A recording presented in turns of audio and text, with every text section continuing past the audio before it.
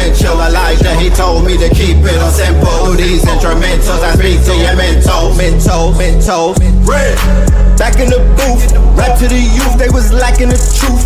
Back to the seas, they was lacking the roots. Smoked all the trees and they snacking on fruits. Bed, attached to my roof, detached to the roof on the back of the coupe. Back from the future, I'm back in the red and the blue, yeah, I'm back on my snoot. Niggas be biting, they cracking, they tracking, they niggas be capping, they lacking, they lacking. Put a toe tag on the back of they boot. Battle with nukes, I'm attacking, they truth. I wrote these bars in Sumerian text. The legends of Mu, I'm Sumerian sets. It was written in Targaryen text. Came to conquer up my barriers. Yeah, we got it going on. I bring my niggas together, we transform and become the Voltron. Yeah, we hit a right all or wrong. Hey yo, we got it going on. Yeah, went through the fire, but it lit up my fuse. I'm blowing up like a bomb. Introduce you to God.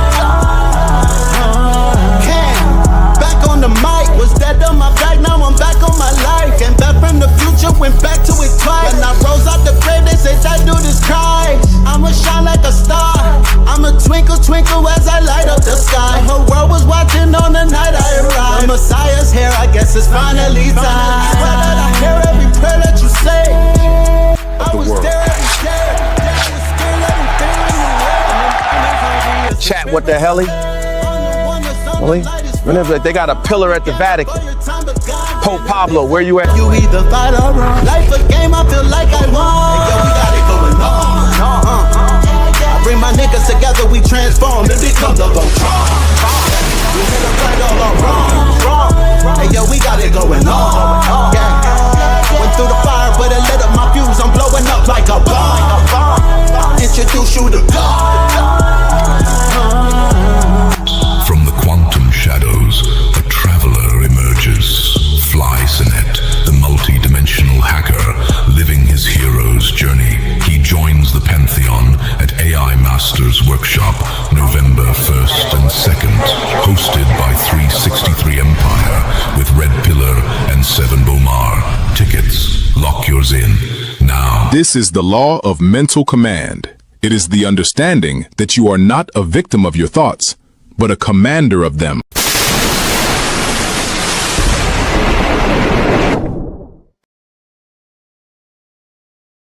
Yes indeed, ladies and gentlemen, boys and girls, gods and goddesses, moles and mobites. We are in the building. Let me know how we sound on the audio before we continue.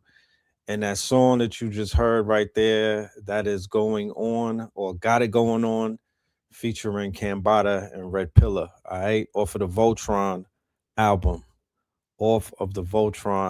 ladies and gentlemen. All right, let's get the show started. Welcome to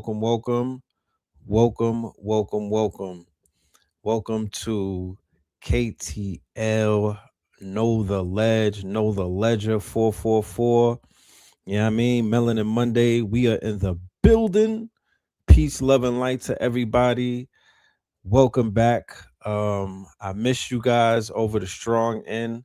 I just been in the lab, studying, researching, putting together these events. You feel me? Recharging, getting ready for the hibernation, getting ready for the winter solstice, getting ready for the end of this fiscal year, because boy, oh boy, this has been one for the record books. Yes, for motherfucking Voltron.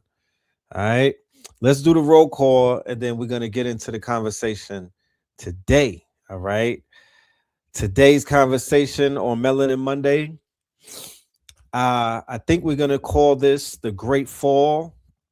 This is going to be another great fall. And of course, it is The Reckoning. We're going to have to talk about The Reckoning. Perfect title for the documentary that most of us have seen already on our boy, your boy, P. Diddy, Sean Combs, aka Brother Love. So let's get into it.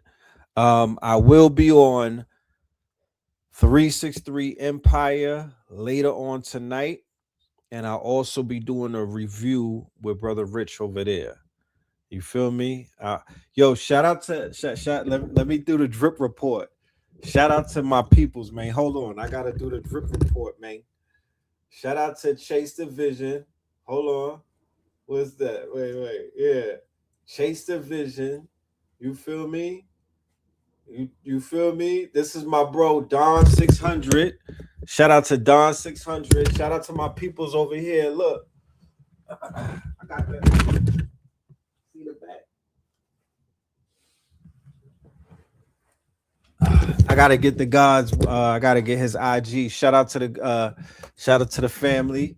Oh yeah, shout out to we gotta always give a shout out to the Mark 125. Shout out to the Mark 125 with the Drippington. You know what I'm talking about? Yeah. So yeah, we outside and whatnot. We outside. We just outside, celebrating life and whatnot. You know what I'm talking about? Celebrating life and definitely celebrating the Drippington. Yeah, that good nor'easter. BK via Harlem. Shout out to BK via Harlem. You know what I'm talking about? Shout out to Charleston.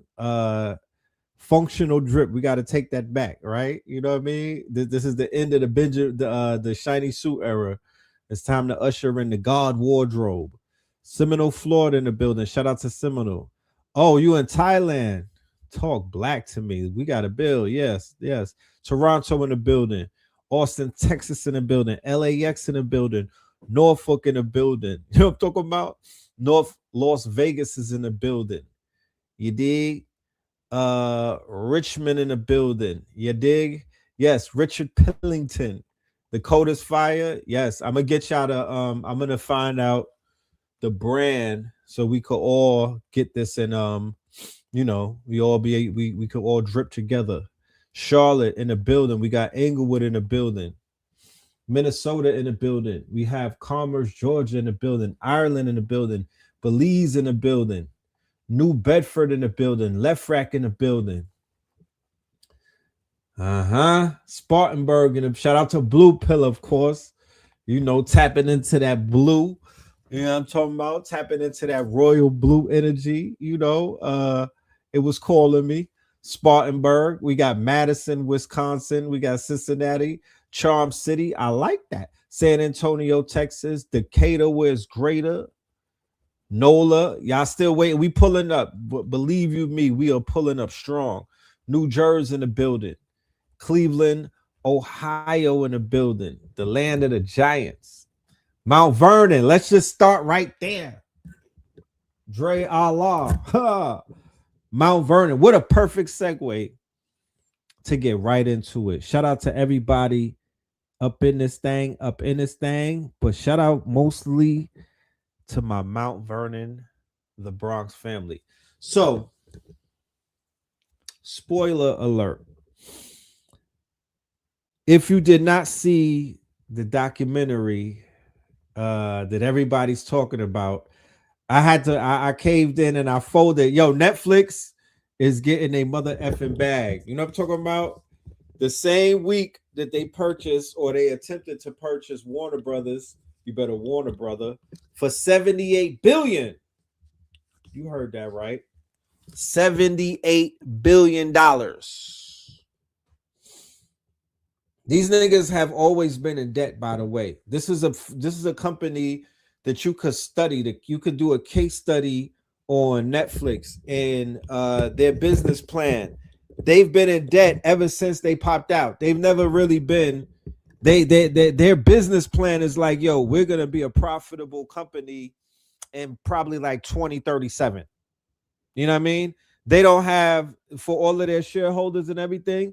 Everybody understands these people are $80 billion in debt. But anyway, they getting a lot of people to sign up to watch this shit. You know what I'm talking about? Word of mouth is a mother effer. You feel me? Word of mouth is a mother effer because people is running to watch this Diddy shit.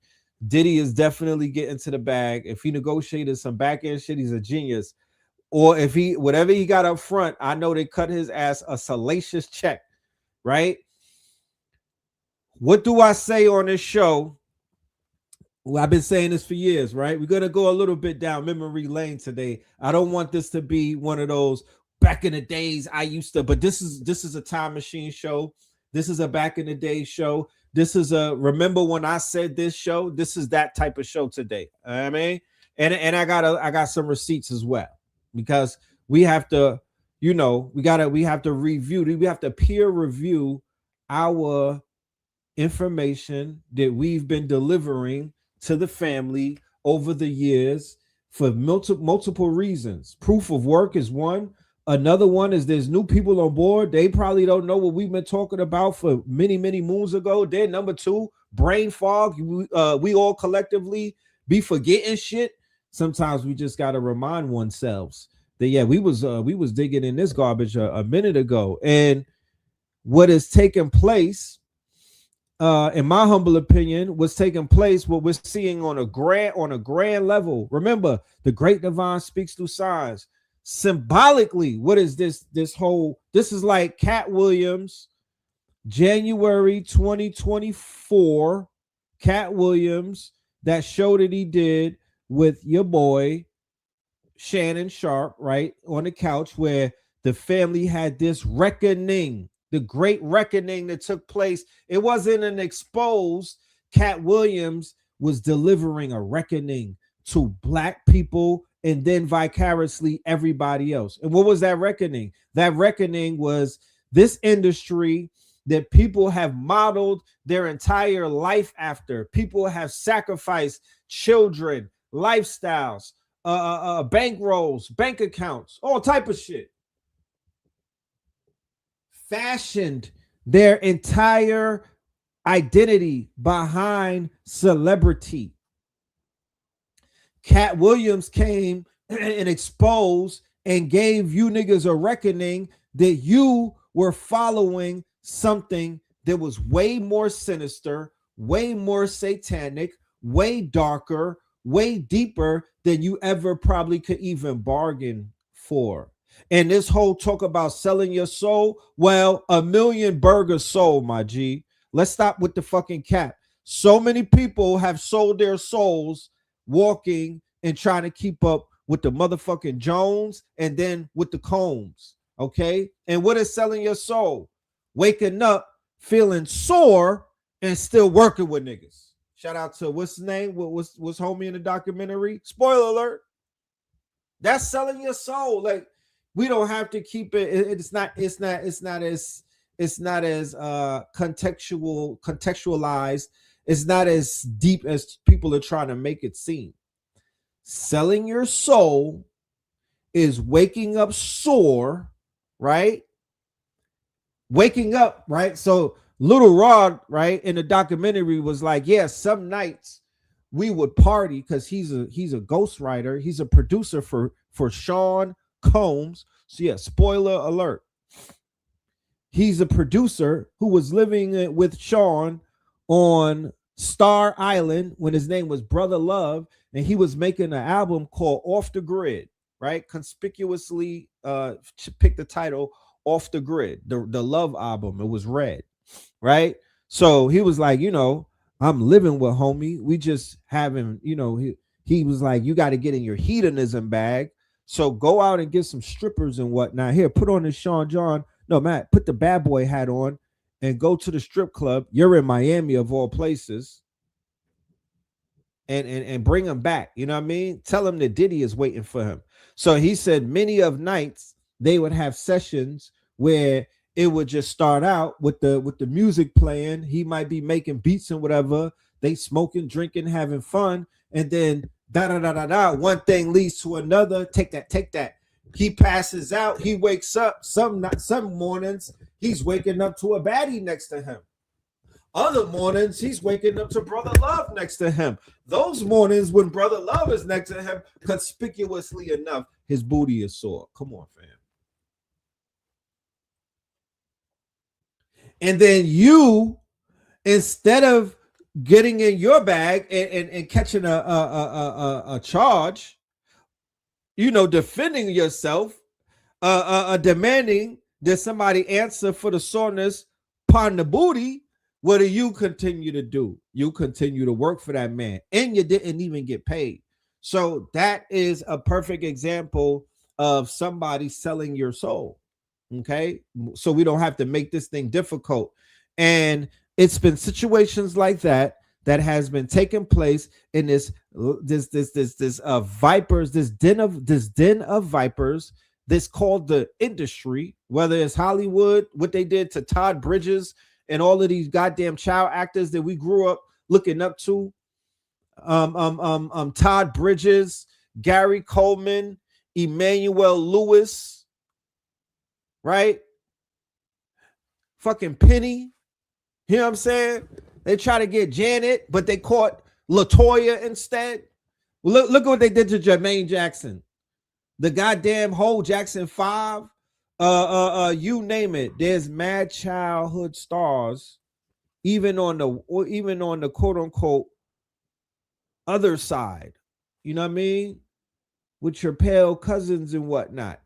Shirley Temple, the girl that played Dorothy on Wizard of Oz. Oh my goodness, the backstory of the making of Wizard of Oz is crazy. The shit they was doing to them little girls. Macaulay Culkin, my little mans in them from the Lost Boys, Orlando Brown, the whole DeBarge family, right? Look at what they did to the Olsen twins in our face. Look at what they did to Miley Cyrus. Look at what they did to every single one of them child stars, Amanda Bynes or Barr, whatever her name is, that looks crazy in the face.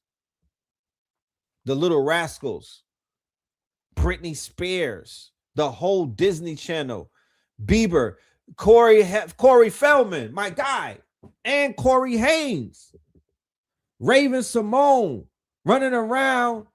Orlando Brown had to tell her to stop trying to be a man and leave the white girl alone. Orlando's had to tell her that. You know what I'm saying? Like, this is not haphazard. Even before they came out with a Nickelodeon special, right? Way before the Nickelodeon special, they was cooking these kids in our faces, y'all. Straight like that. Way before Cosby, way before R. Kelly, they was cooking these kids. The same parties that Diddy heard about, that he emulated, that's the parties that they was getting flipped at. That's the party they was getting offered up at. That's the party that they was getting passed around at on all type of barbiturates. Look at what they did to Drew Barrymore. She was like 11 and they was pimping her. Look at Brooke Shields at the Playboy Mansion at 10. What are we talking about? So I want this is once again fake Negro outrage, because people be acting like this is something that they just hearing about. Oh my goodness, did you see the Diddy thing? Oh my goodness, did you see fucking Life? What are you talking about, nigga? That's Life, nigga. This shit been going on. Stop playing in my face. Don't waste my time. Cause I saw the Diddy shit, but I'm like, fam, I didn't see nothing that I did not already know about. I did not see nothing that we didn't already. There was nothing that we didn't talk about on this show in that documentary. Not saying it like we're saying like we've, oh my god, no. They put it together cohesively, right? Which is sometimes you have to put shit together, because once again, what does the news fail to do? What do these podcasts fail to do? What does black media tend to fail to do? They don't stitch things together well. They're not that great with post-production. They don't put the fucking facts together. And because they left out a ton of shit. Even with the shit that they showed, they left out about 60%. And they did a great job of sanitizing that documentary and left everybody in the industry out of that shit. No Jay-Z, no Fabulous, none of the people that I know. They didn't get into the relationship with Meech. They didn't get in a relationship. No Mace, no G-Dep, no story about Black Rob. They didn't even talk about Heavy D dying. They didn't even talk about some of the shit behind Homie dying. They didn't give the whole list of everybody from the record label that's all dead. They didn't even put Gene Deal up there, fam. Not to say, but the Gene Deal got some shit to talk about Gene Deal seen him do some voodoo before, dark magic, what you want to call it. They left out Meech. They left out Wolf. That is a very integral part of the Diddy story, bro. Because I be telling people, fam, there's nothing going on in hip hop right now that was not influenced by Sean Combs. I don't care what region you from. I don't care what you're talking about. All of that down south, get money. We wearing designer. We sleeping with shorties that are baddies. That's Diddy, nigga. What are you talking about? That's all P. Diddy, Sean Combs influence on Atlanta before the rise of a BMF. And BMF got all of that shit from him, bro. They not only from him, but he was heavily influencing Meech. And then when Meech killed his mans, he got in bed with Meech. And then they influenced this new Atlanta wave that you seeing where everything is materialism, big money. Yeah, I don't care if you don't know about, you don't know. I was there.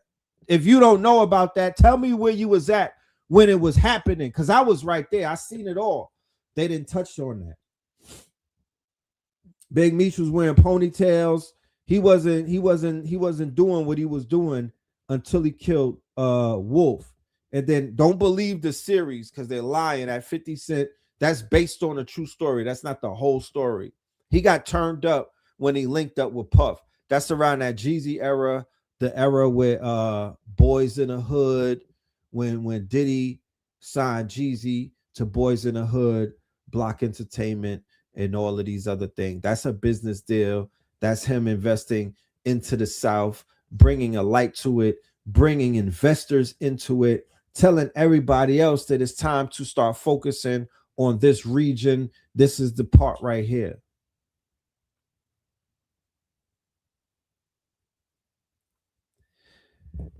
All about the Benjamins.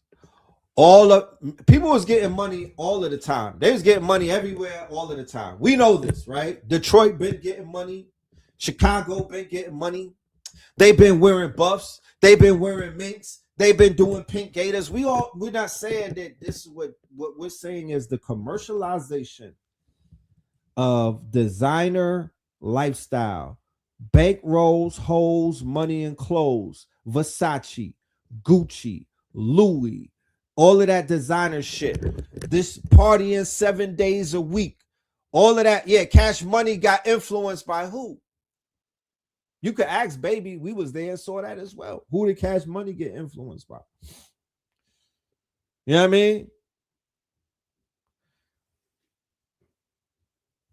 It's the Diddy. When Diddy brought Jodeci out, a R&B group, when R&B singers used to look a certain type of way, and Diddy brought Jodeci out wearing Timbs and the rain suit, the see-through rain suit. Then they was wearing the worker boots, and they was doing dances in the rain and type shit with the rain suits and the raincoats, right?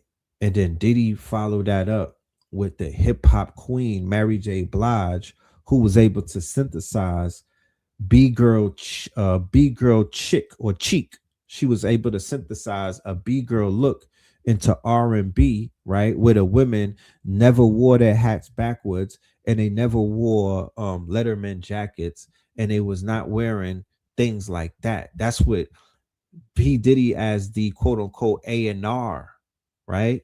As the A&R, artist and repertoire. He designed. He's a designer, right? He's a designer. He's a Geppetto, right? And all of those people were his Pinocchios. If you were not alive, but that's why I always say what I say. But these documentaries come and back everything up. If you watch the documentary, you'll see what they say. It was Andre Harrell allowed Diddy to be the A&R for this new group called Jodeci. I was there when Jodeci had the breakthrough in music. They never seen nothing like Jodeci before.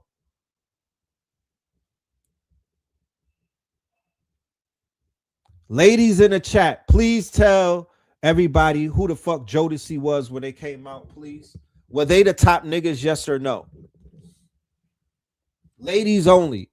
Was Jodeci them dudes when they came out? Yes or no? I think this is 91, 92. The aunties know. You know what I'm saying? The aunties know. Y'all see they be clowning on KC and JoJo now, but the aunties is the screen is on the chat. Yeah, W's in the chat. Yes, I'm not making this up. This is not hyperbole. This is not this is real facts. You know what I'm saying? This is real facts. So, yes, a lot of babies were made. A lot of babies. This loosened up a lot of things. The Jodeci and Mary J combination opened up a fucking zone. The shit like, let's think Stranger Things. You see how that shit opening up? Yeah, they opened up a portal when they came through. And the combination, because KC was with Mary J, they was knocking boots. And I'll be sure and all of them. Yes, Heavy D. I'm glad they brought up Heavy D. People don't even know who Heavy D is. So once again, for the chat, was Heavy D at his height one of the top 3 artists in New York at that time, making music for the ladies and the men in the club? Yes or no? This is before Biggie Smalls. This is before Biggie Smalls. Was Heavy D, was he that dude?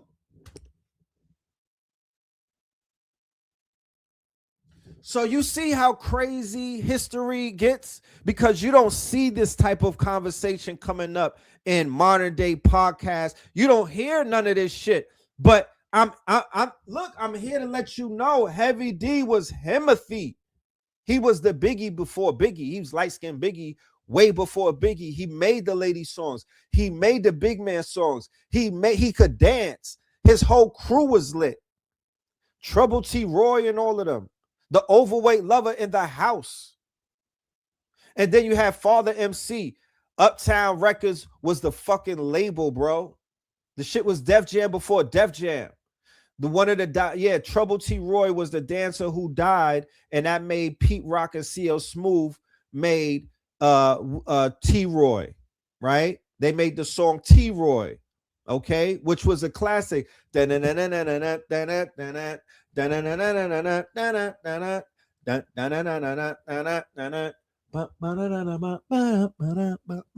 reminisce over. That's the reminiscence song, right? One of the first, that was the second Def. We had Pete. First it was Scott LaRock. Then we had Troy. We had T. Roy. So later on, when the younger generation, they get their version of T. Roy, but we already had T. Roy. I mean, we already had T. Roy because Heavy D was that dude, and he was part of the boys. It was Heavy D and the boys, and he was part of the boys, and we fucked with them. He was that guy. And then when Mary J came out, she was that girl. And the person behind all of that was Sean Puffy Combs. He was the one behind all of that. So this is the beginning of his working. This is the beginning of him seeding the culture. This is the beginning of him doing what? Designing this quote unquote culture in his image. Okay? In his image. Not in Biggie's image, not in Pac's image, not in Suge Knight's image, not in Snoop Dogg's image, nigga, in Sean Combs' image, not even in Jay-Z, Sean Carter's image, nigga, Sean Combs' image. There was no Baby from Cash Money. There was no motherfucking Master P. There was none of that shit before that. Let's be fucking clear, okay? And the people on the West Coast, he checkmated them niggas, okay? So he designed this whole entire fucking thing that we have. And like I said, before the South took off, his ass was down there planting his semen in the fucking concrete or in the blueprint. Pause. But that's what he was doing. I'm just keeping it real.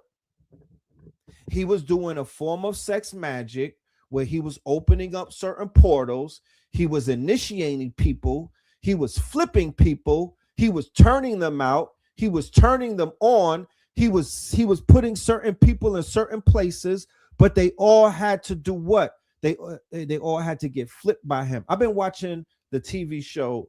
I'm saying don't get upset when I say semen. Like, that's life. What are you talking about? He's doing sex magic. If I was Montauk Chia, you niggas want to have a problem with me saying that. Just put the Montauk filter on me. Semen, nigga. Okay? Because that's what they was doing. Sex magic. He went dark scorpion. Thank you, Troy.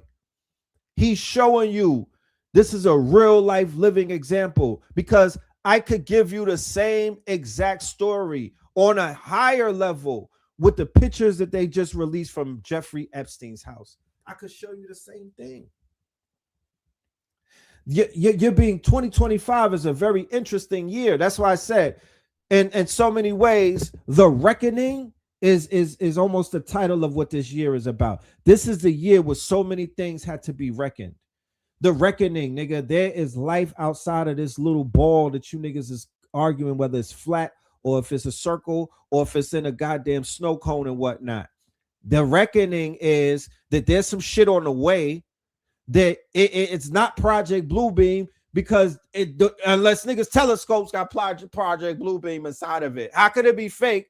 And people with homemade telescopes is looking at some shit that's outside this bitch.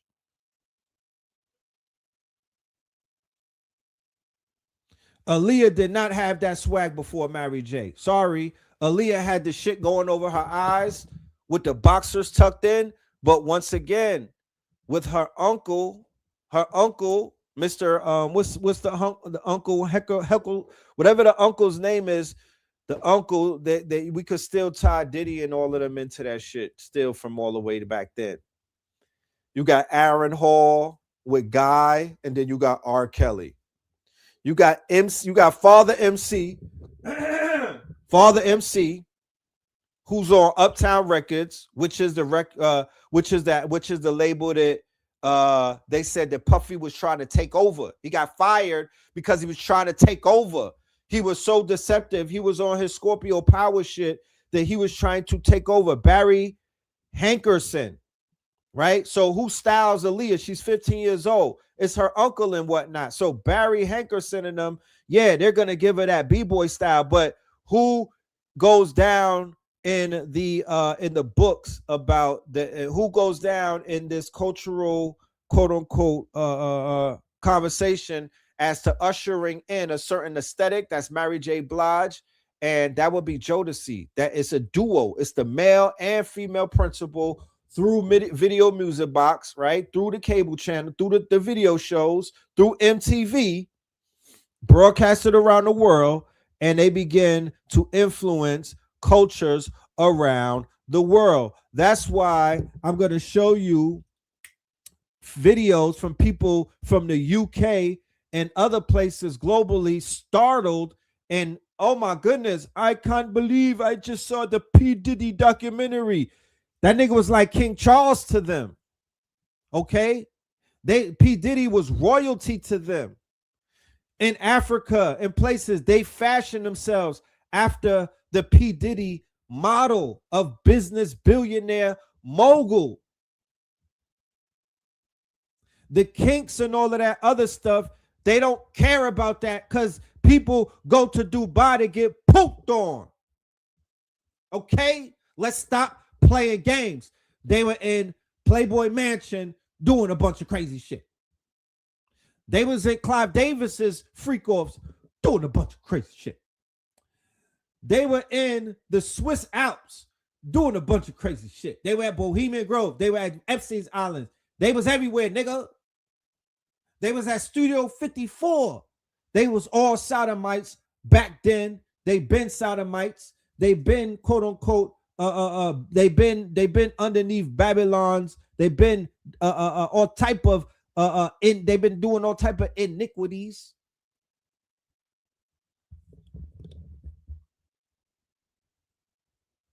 Right? That's what they've been on. And people are so in denial about what this shit really is. And 50 didn't even pull the curtain all the way back. He just let you take a peek at it. Oh my goodness, I can't take what I'm seeing. How, Sway? How, Sway? What do you mean? What are we talking about? This is not even, look, wait till you hear what's going on Epstein Island. Let Orlando talk to y'all. Let Orlando talk to y'all.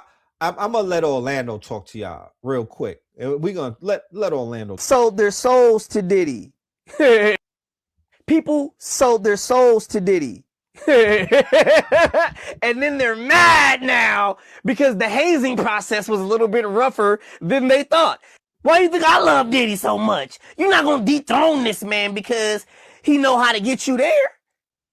By way of hazing you, I call it haze. It's not gonna stop. Take that.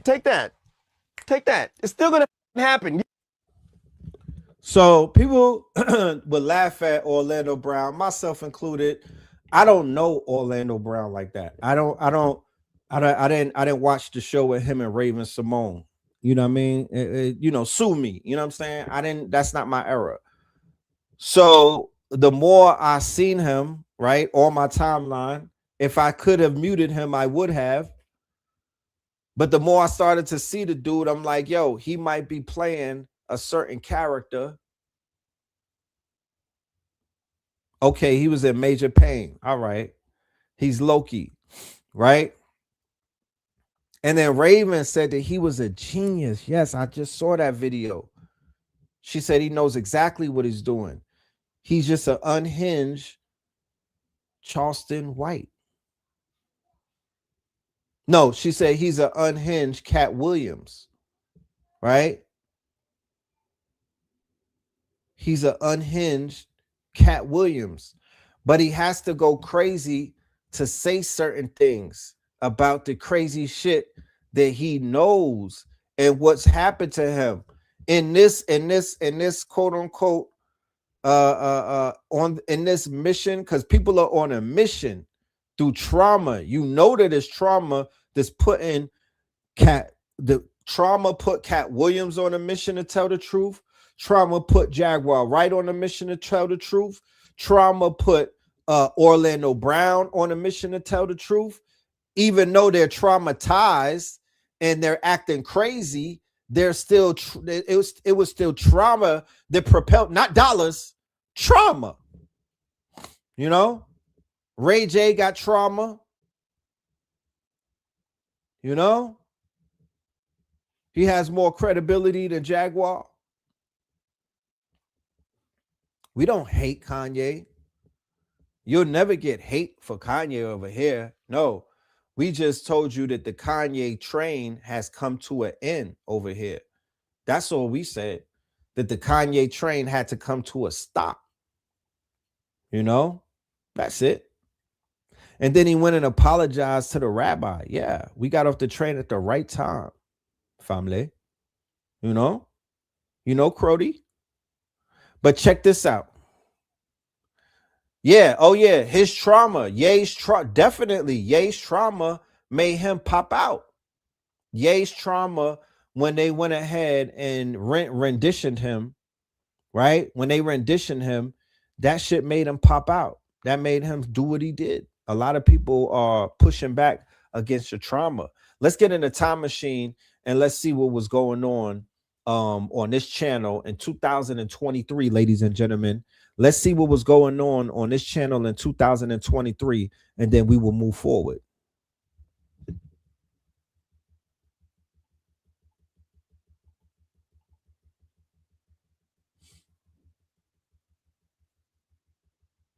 I want to act frozen. So I'm painting this picture to show you coming out of New York, right? Because remember, New Yorkers spread out. Every city that I'm speaking to that I probably named in a roll call, there's somebody from New York, from my generation, that went out there and started planting pods and seeds and whatnot of this culture. This culture that I'm speaking of, they got seeded in the 70s and the 80s and the 90s. I was there during the seeding of that culture.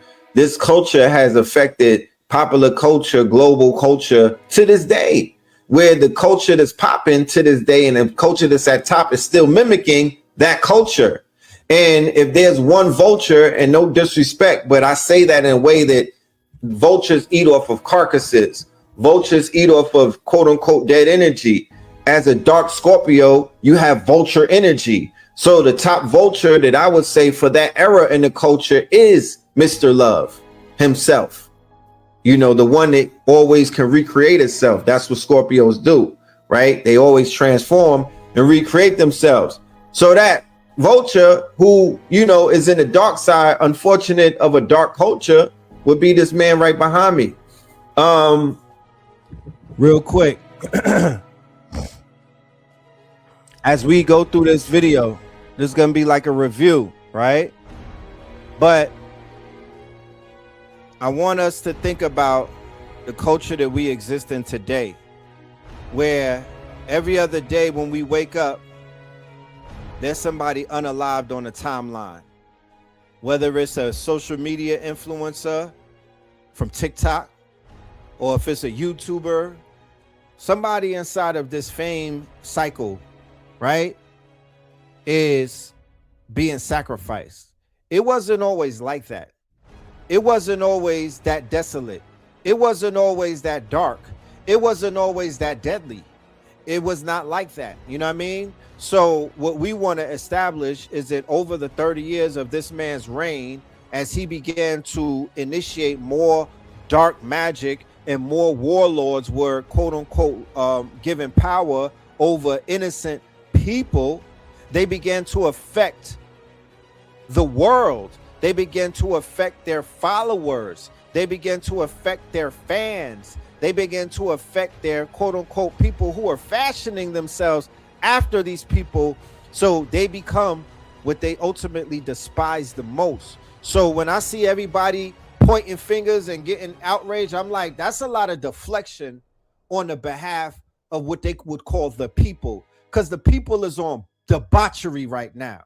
They celebrating an artist that killed 19 people allegedly. NBA young boy, I'm not here to count nobody's bodies, but the younger generation, the generation that says, oh, I didn't know about Diddy.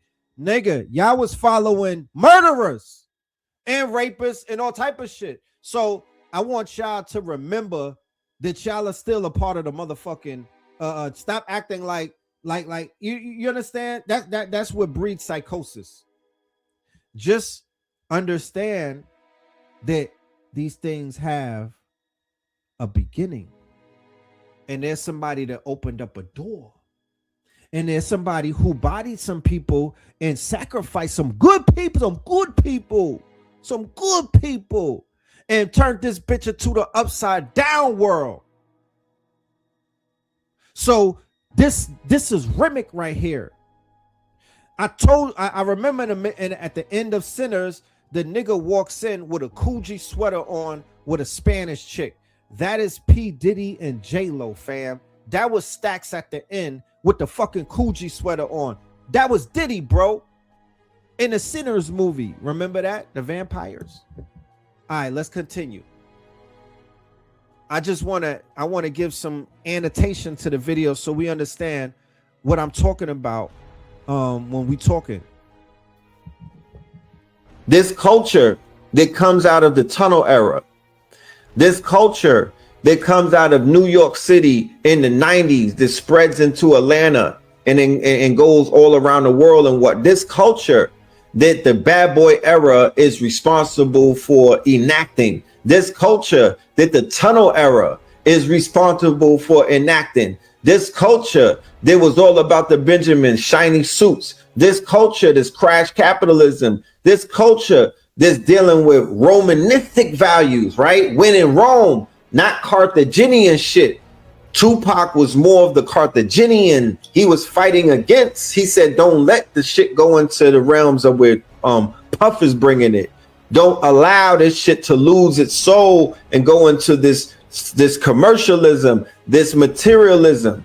That's right. What all about the Benjamin's era is. That's what he represents. That's what the shiny suit era is, the metrosexual. The shiny suit era is when it became about all of your looks, like Dr. Phil Valentine said. The minute niggas started to fight because you stepped on their construction boots that they supposed to be doing construction work in, that's when you knew the motherfuckers have crossed that threshold when they're not being in their proper persona. Metrosexual shit has killed hip-hop. It has killed culture. It has killed the rules. It has wiped a lot of shit out. The all about the Benjamin materialism has killed the spiritualism. It has killed the consciousness. Before that term was introduced, before that term was even inserted into the lexicon, and P. Diddy ushered in metrosexual, niggas was not wearing Mercers. They were not wearing high heels. They were not wearing girl shirts and blouses. They were not getting their eyebrows shaped up. The only niggas doing that was Dominicans. Facts. Yeah, he brought that in. We saw what it did to consciousness. When that energy came through consciousness, it has destroyed many temples and crushed many pillars and whatnot that haven't been healed as of yet. When this whole shit went into materialism going wow, and y'all caught on into the worm that my dude, you know what I'm talking about, right? Freaky Cuz, you know. Freaky Cuz is polite. Freaky Cuz is polite. Okay. And Freaky Cuz introduced a P. Diddy mentality into the conscious community when he began to emulate Sean Combs. Because that's who Freaky Cuz was emulating. He was trying to be like Diddy. Him and Sinetta. Polite and Sinetta was trying to be like Diddy, bro. Facts. And they started pushing that all about the Benjamins mentality, and niggas got corrupted in this community. To this day, they still corrupted in this motherfucking community following the Freaky Cuz doctrine. Talking about the worm that Freaky Cuz was dangling and whatnot. And when they shifted the consciousness into a materialistic first his acolytes, mentality, the dick riders, you see where it has taken this whole collective as a whole. In this community. There's a laundry list of people who came before you, commercialized and basically bought out, right? To this day. And compromised, to this day. Right? With price tags on them. And they try to get you to buy into shit like that. And now look at them. We know that that spirit is not a benevolent spirit. We know that if that spirit was going to help anybody, those people would have been helped by now. So we know what crash capitalism did to the minds of generations upon generations upon generations. We know what the So when black people start saying, man, there used to be a day and a time where everything wasn't about money. There used to be a day and a time where everything wasn't about what you had on, what you was wearing. You know, people would want to get fly, and it would count towards your final score, but they didn't make that the end all be all to how people were rated and whatnot. Post It's All About the Benjamin shiny suit era, this thing became ever so much more about what they call crash materialism, and that gave birth to a lot of crash outs. That gave birth to a lot of crashing out. Women were not selling themselves prior to that. Women were not offering themselves prior to that. They did have prostitution and they did have sex work, of course. There was Hunts Point. There was, they had the blade and whatnot, but it was not widely accepted. It was not part of mainstream culture. This shit was not a destination. Lil' Kim brought you that. The loss of Tupac Amaru Shakur has done upon generations upon generations upon generations. We know what the premature loss of our good brother Christopher Wallace has even done upon generations upon generations upon generations, because we always say It ain't where you're from, it's where you're at, and it's not how you start the race, it's how you finish it. I could really just imagine where an artist such as Biggie would have been in about, you know, in the year 2000. And think about it. You know, we know Biggie wasn't the most conscious, you know what I mean? He wasn't the most positive of an artist, but imagine where he would have matured into. Imagine what he would have been sounding like in 2001, 2002, 3, 4, after the Towers, even if Pac was still alive. Pac as well. So when you take away something that is so quote unquote giving and has so much potential and probability to it, and you try to replace it with what you have to offer, that's when you see there is going to be a tear in the time-space continuum. Because imagine if we live in a what-if world, if we had to just switch around the two people and make them switch places just to see what the world would be today. That's how you can measure things sometimes. You know?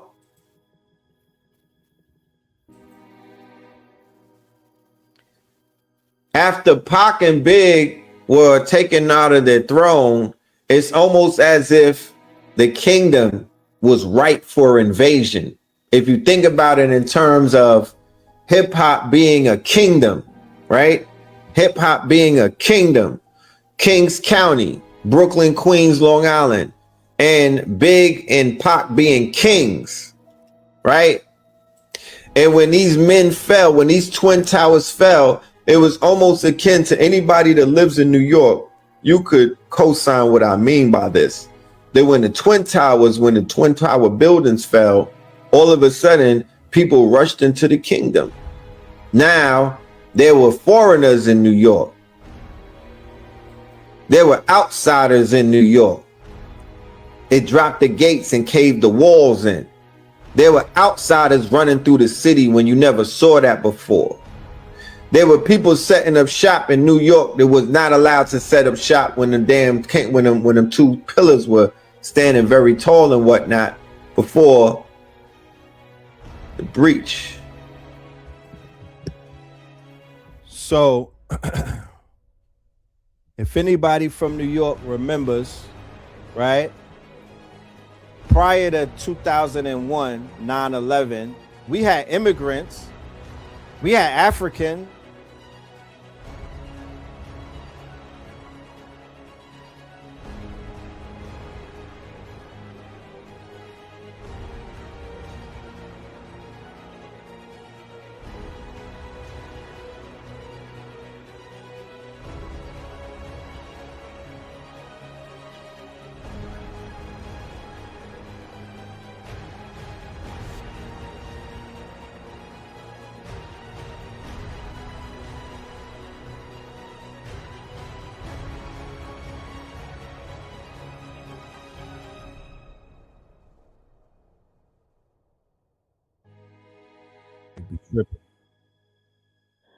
might be tripping sometimes. But if you were in New York City, right, when we were coming up, you remember that it was an anomaly to meet somebody from what they would call out of town and they were living in New York City. They might be visiting, but living in New York City, that was something that we did not see before. After 9/11, New York City becomes a city of immigrants and people from places from Turkestan, shit that we never seen before, heard before. You got people walking through New York from all parts of the world. That was true back then, but not where, you know, so the analogy that the ox took over the corner stores when the Spanish people sold it to them. The ox took over when the Dominicans and most of the Puerto Ricans sold the bodegas, and the bodegas turned into the delis, and the delis turned into the delicatessens. So the delicatessens are where like cookies are like $6. Yo, the food at the gas station is going crazy right now.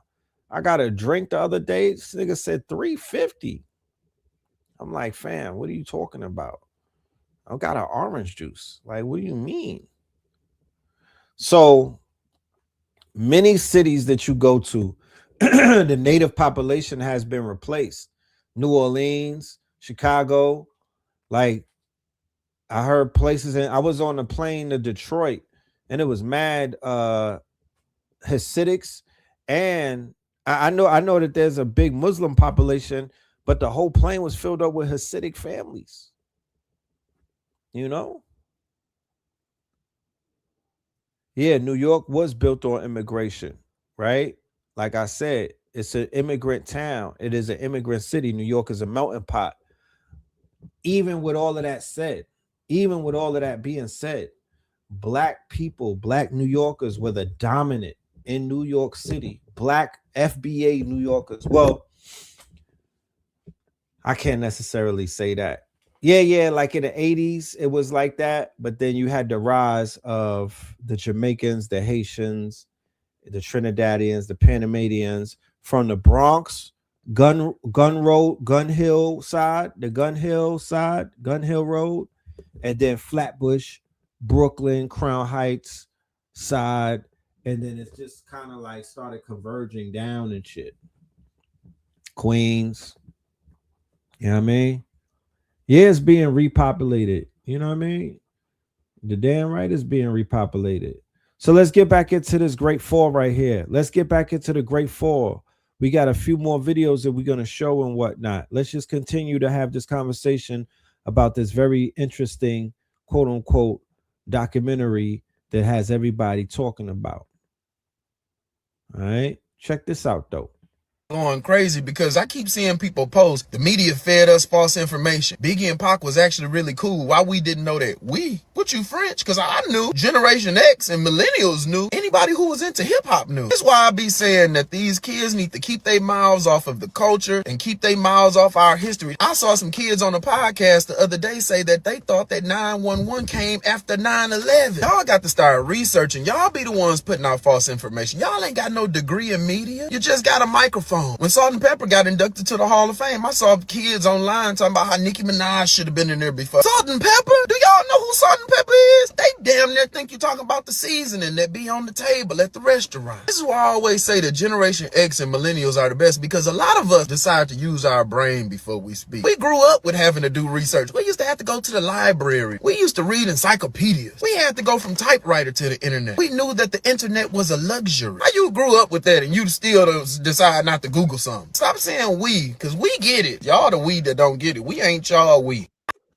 So I gotta show this to my children because I don't think people understand how painful it is to have lived through something and then years later watch somebody talk about it and they don't know what the fuck they're talking about. It's painful to me. It hurts.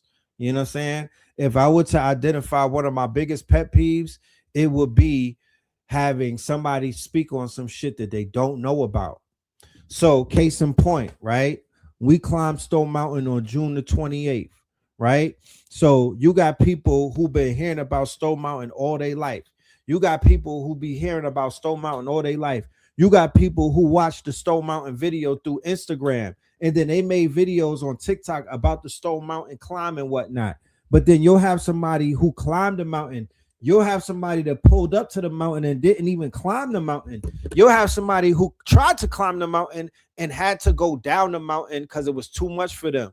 Each one of those people, I would listen to each one of those people before I would listen to a motherfucker that read 100 books about Stone Mountain is going to do a video to give me the book version of what they think Stone Mountain is. No.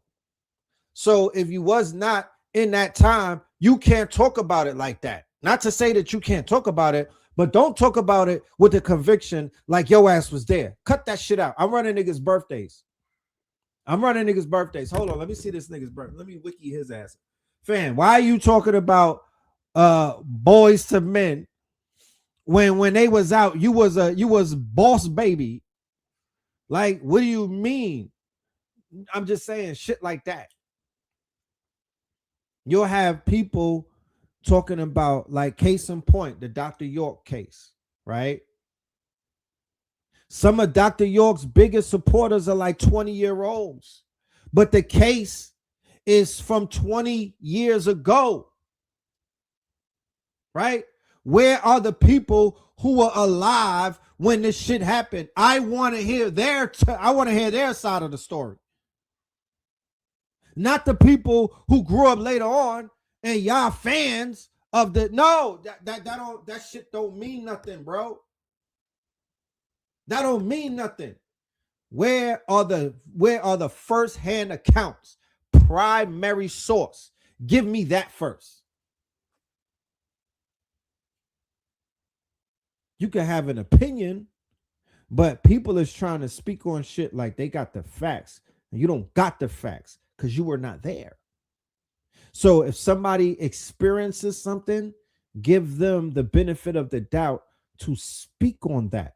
Henceforth, why, although people could discredit a Joe Budden podcast, he has the credibility because he was there. For most of the shit that he's talking about, he could speak on it because he was there, fam. He has a perspective, a vantage point that academics will never have because he was not there. He's speaking from secondhand experience. He's speaking from Wikipedia. These niggas are speaking from speculation, and that ain't it. We're not moving into that sphere anymore. It's too much technology for get it right. Don't get it half-assed. Don't create a situation because that's falsehood. That's the beginning of a falsehood, and that's how bullshit comes to life. That's how real shit gets replaced by bullshit. Because this whole Diddy thing that they put out, if it were put out many, many moons ago, a lot of people probably would have been alive still. How about that? You know? But let's continue. You know, it's interesting. The saga of Diddy and Tupac is an example of how energy cannot be created or destroyed, and how no matter how hard you try to manipulate, you cannot create or destroy or change the fundamental laws of the universe. What do I mean by this? Tupac was a shining example of everything that Diddy wanted to be, and he was that naturally. He was charismatic, he was sought after, desired, he was very well liked and a naturally likable person. He was charming, he actually had intrinsic talent, he was a star. He was what Diddy tried to force his way into becoming. Diddy, through force, through manipulation, through fear-mongering, tried to become loved and adored and liked, but all he could manage is like a twisted clone of that he was able to garner through fear. But back to my original point, he thought he triumphed over Tupac by killing him, when actually what he did was make Tupac immortal. And by Diddy continuing to live and earn more wealth and, in his mind, earn more adoration, he thought he triumphed. He thought he... This is deep, bro. This is deep. This story right here can apply to a lot of situations that I've seen in my lifetime. It's niggas running around right now who destiny swapped, right? It's niggas just running around right now who have destiny swapped. Huh? I seen master teachers get destiny swapped in this community. Huh? So when people are very frustrated, and from my generation and maybe the younger generations, and they don't know what the frustration stems from, it stems from this reality. The fact that we know that this reality is a false reality because we like, yo, nah, we got robbed out of our fucking reality, bro. And that shit is pissing us off. Like the hate you gave little infants. We were being ushered in to a certain reality. And these niggas clipped our reality, bro. They changed it by offing people who were supposed to build out a new reality. That's what I'm talking about with Ascension Protocol, fear of a black or more Messiah, the messianic ones. When you take out a messianic one before the Messiah can arrive, before when you sacrifice, or when you quote unquote assassinate a Messiah or a messianic force, you fucking switch the timeline. That is the Adjustment Bureau. You bring in that's the upside down world. You bring in a new timeline. So people cannot function in this Diddy timeline if they are on that Tupac energy. They made it hard for all of that energy to even exist.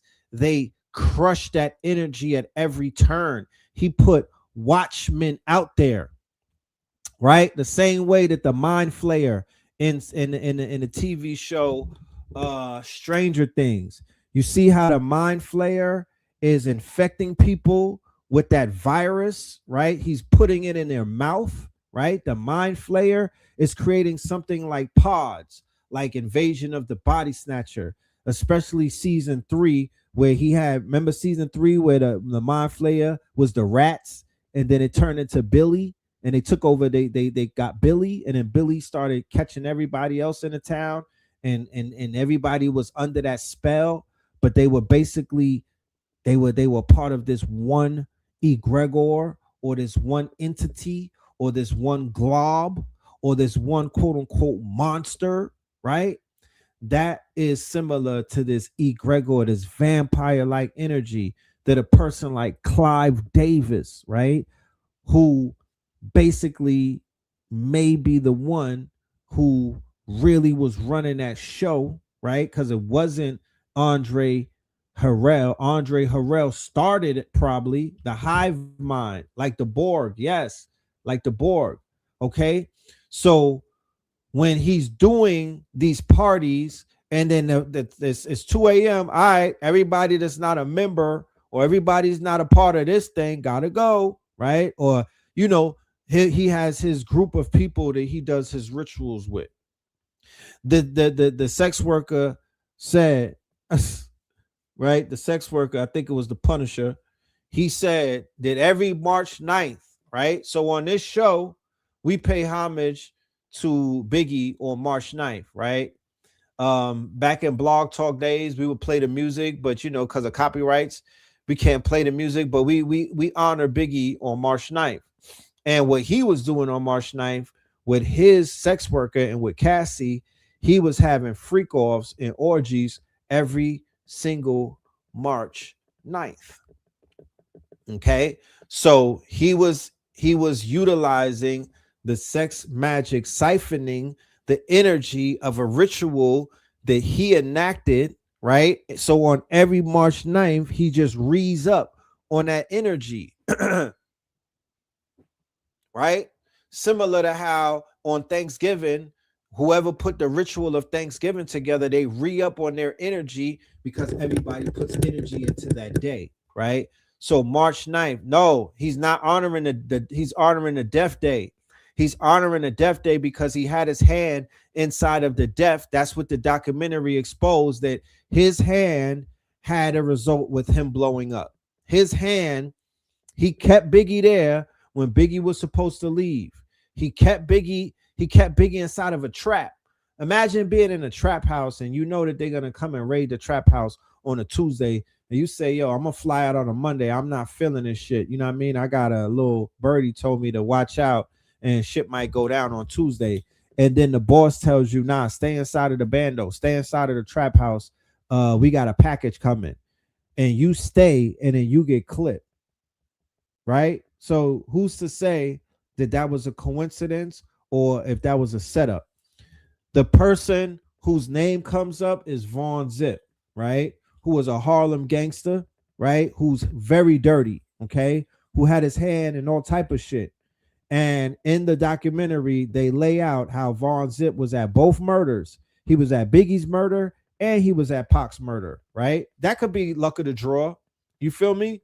But he had his name is being mentioned in both of those cases as the quote unquote person who was pulling the strings, is zipping the Crips, y'all. Is zipping the Crips. Okay. So Spirit is telling me Tupac back, and homie is not getting out of jail. He's not coming home.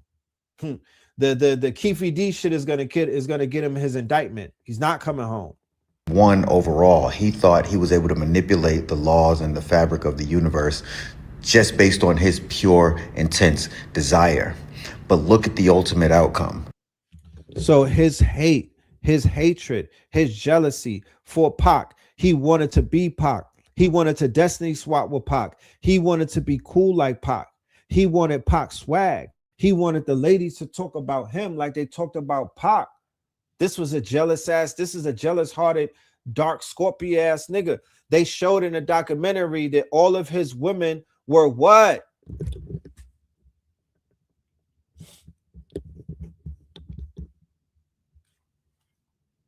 They were collecting the seed of the Punisher. They were collecting his seed. That's why I mentioned that earlier. Diddy was collecting his seed in a cup, okay? And then when he asked them, why are you collecting my seed? Then they stopped asking him for his seed. He told him, you know what I was doing? I was rubbing it on Cassie, right? That's what I say. Diddy and Harvey Weinstein and Jeffrey Epstein and Williams are the same. Check this out. All the people Epstein intentionally placed around himself because he targeted very specific fields of science. If you thought we are going to do a Epstein deep dive. This Epstein shit, you have no idea how dark, how deep, where this is going. This shit is going beyond anything that you can ever fathom. This rabbit hole is crazy. But we're talking transhumanism. We're talking genetics. We're talking biogenetics. We're talking AI. We're talking all type of shit, right? So the same thing that they were doing over on Epstein Island, Diddy was doing it over on Star Island. Let's be very clear. This is bigger than just having sex, kinky sex. It's bigger than that. They are not exploring the angle as to what is really taking place. That's why I said the documentary was wild sanitized. It was a hit job done by 50 Cent to discredit and to bring him down. However, they will not mention Clive Davis. They will not mention the other people. They kept mad people safe. He helped to say he cleaned up. He did what Donald Trump would wish somebody would do with the Epstein case. That's what 50 did for the Diddy thing in terms of clearing up all of the guilty parties, the higher ups who really were benefiting off of a lot of the shit that this dude was doing. And they were the ones who were making sure that he got away with what he was getting away with because he was tasked by these people to be the ultimate boule, he is the watcher. He was the ultimate white gloved house nigga for them. And he was to spot and he was to tell them about every single black messiah who came through his doors. And he was given instructions to crush and destroy every single one of them. Okay. He's not the only one that gets tasked with that, but he was the one that was carrying that shit out for 30 years straight. All right. So let's go and get into Epstein's situation and we'll be right back. No, matter of fact, let's finish this dude and then we'll get into that. Tupac is still more loved, more respected, probably even more so than he would have been had he continued living. And Diddy's reputation, legacy is destroyed. In some ways, Diddy is more dead than Tupac will ever be. And that's the lesson there. The energy cannot be created nor destroyed. No matter how hard you manipulate, you can't change the fundamental laws of the universe. You cannot take away the Pac energy. You can't change the Pac energy. The hate you gave little infants fucks everyone. He did make him bigger in death. Some people you can't kill. Some people you have to silence. Some people, if you off those people, I'm saying if you unalive those people, you wind up making those people bigger in their unaliving than they were in life. That's exactly what happened to Pac, right? So he was haunted by Pac's spirit. He was haunted by the memory of Pac. That's why he is in jail rotting as a corpse. The lady Capricorn Clark said she damn near broke down in court because when she took a glance of him, he looked like he was decaying, right? No more quote unquote adrenochrome, or no more quote unquote, men's juices to keep allegedly to keep you alive and keep you youthful and whatnot. No more of those certain things, right? So when that's taking away, you get the Ellen DeGeneres effect. Ellen degenerate, you start to degenerate. Okay, so let's see what Epstein was doing on his island and why these people are hiding this shit from the world, why they don't want you to know, and they want to keep it, they want you to think that it was just about Political orgies. connections were bad. Wait until you hear who he surrounded himself with in the scientific world, because this part might be even more important. Let's talk about the people Epstein intentionally placed around himself because he targeted very specific fields of science: genetics, AI, neuroscience, longevity, evolution, and human intelligence. And the names connected to him are not small names. These are some of the most influential thinkers on the planet. You had Stephen Hawking, who was like his trophy scientist. Yeah, that's Stephen Hawking. Epstein flew him to the island for private physics conferences. He paid for submarine trips, catered dinners, and photo ops. Why? Because having Stephen Hawking at your private island gives you credibility. It tells the world you're not just a predator, you're a visionary. And Epstein fed on that image. Then he had Bill Gates, the global health billionaire. Gates has admitted he met with Epstein multiple times after Epstein was already a convicted child sex offender. His sick relationship with Epstein is what led to his divorce because he chose their friendship over his marriage. And remember, his divorce cost him $76 billion with a B dollars. Epstein bragged about their meetings constantly because Gates was a golden ticket for him. He had global influence, philanthropy, health research, population initiatives. If Epstein wanted to reshape humanity through genetics or reproduction, then Gates was someone who he wanted in his orbit. I believe the connection will matter big time when the files finally come out. Then we had George Church, the DNA editing pioneer, a Harvard geneticist, one of the fathers of CRISPR. It literally edits DNA. Epstein funded him. They met multiple times. Church later apologized, saying he had missed the red flags. But think about this. Epstein was obsessed with breeding, genetics, and eugenics. So he attached himself to the people who actually had the ability to engineer the human body. Coincidence or strategy? Then there was Marvin Minsky, the AI godfather, a pioneer in artificial intelligence, a co-founder of the MIT AI lab. Epstein flew him to the island for scientific conferences too, and one survivor, Virginia Giuffre, said she was forced to have sex with him. Epstein wasn't just collecting scientists, he was collecting visionaries who could reshape the future of humans. Lawrence Krauss was like the public defender, a famous theoretical physicist who literally said, quote, "I never saw Epstein do anything wrong." This was after Epstein's 2008 conviction, too. Krauss wasn't just connected, he was also useful. He gave Epstein public credibility in the scientific world. There were others in his circle like Murray Gell-Mann, the Nobel Prize physicist, Jaron Lanier, the VR pioneer and Microsoft researcher, Eric Lander, the geneticist Crazy. and later presidential science advisor, Ray Kurzweil, the Google futurist obsessed with merging humans and machines, Seth Lloyd, the MIT physicist who took Epstein's money. Y'all, these aren't just random academics. These are people shaping humanity, literally. If Epstein's files ever reveal why these connections existed, it could change everything because everyone expects the files to name politicians, celebrities, billionaires, royalty, and honestly, nobody's going to be shocked if those names come out and are just terrible. But if the files show that Epstein was using victims or his influence in connection with genetics research, AI projects, and breeding programs or scientific experiments on people, that would reveal an entirely different level of horror. That would rewrite the story, and it wouldn't just be about trafficking, which is bad enough on its own.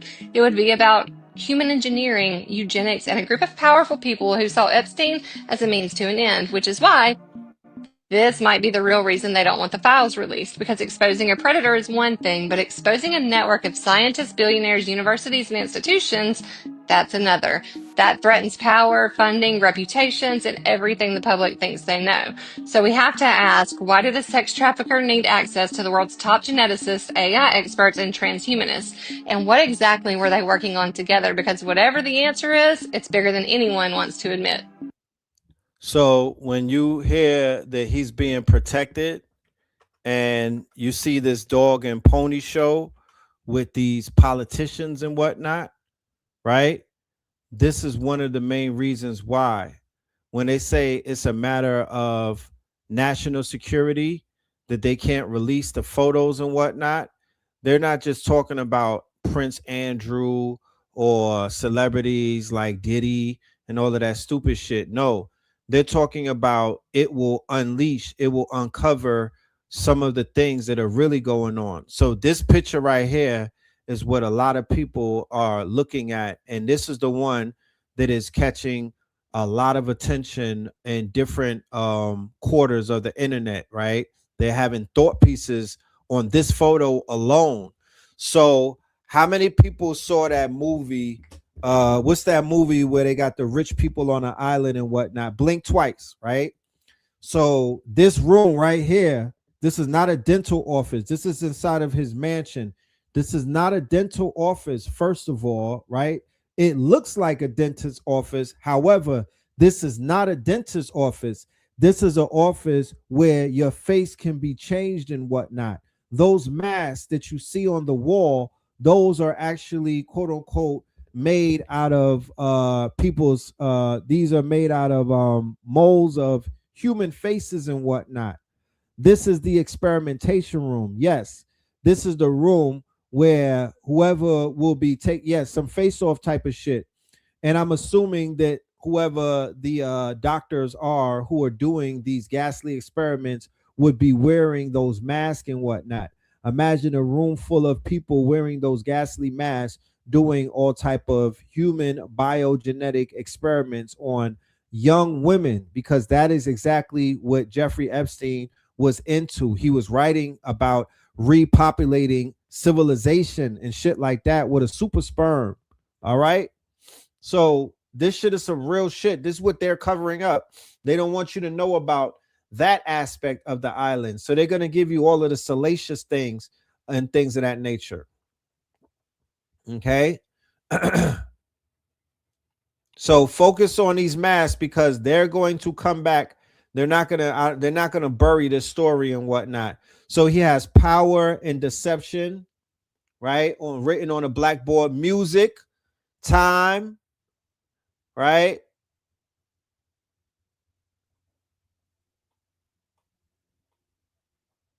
Power, deception.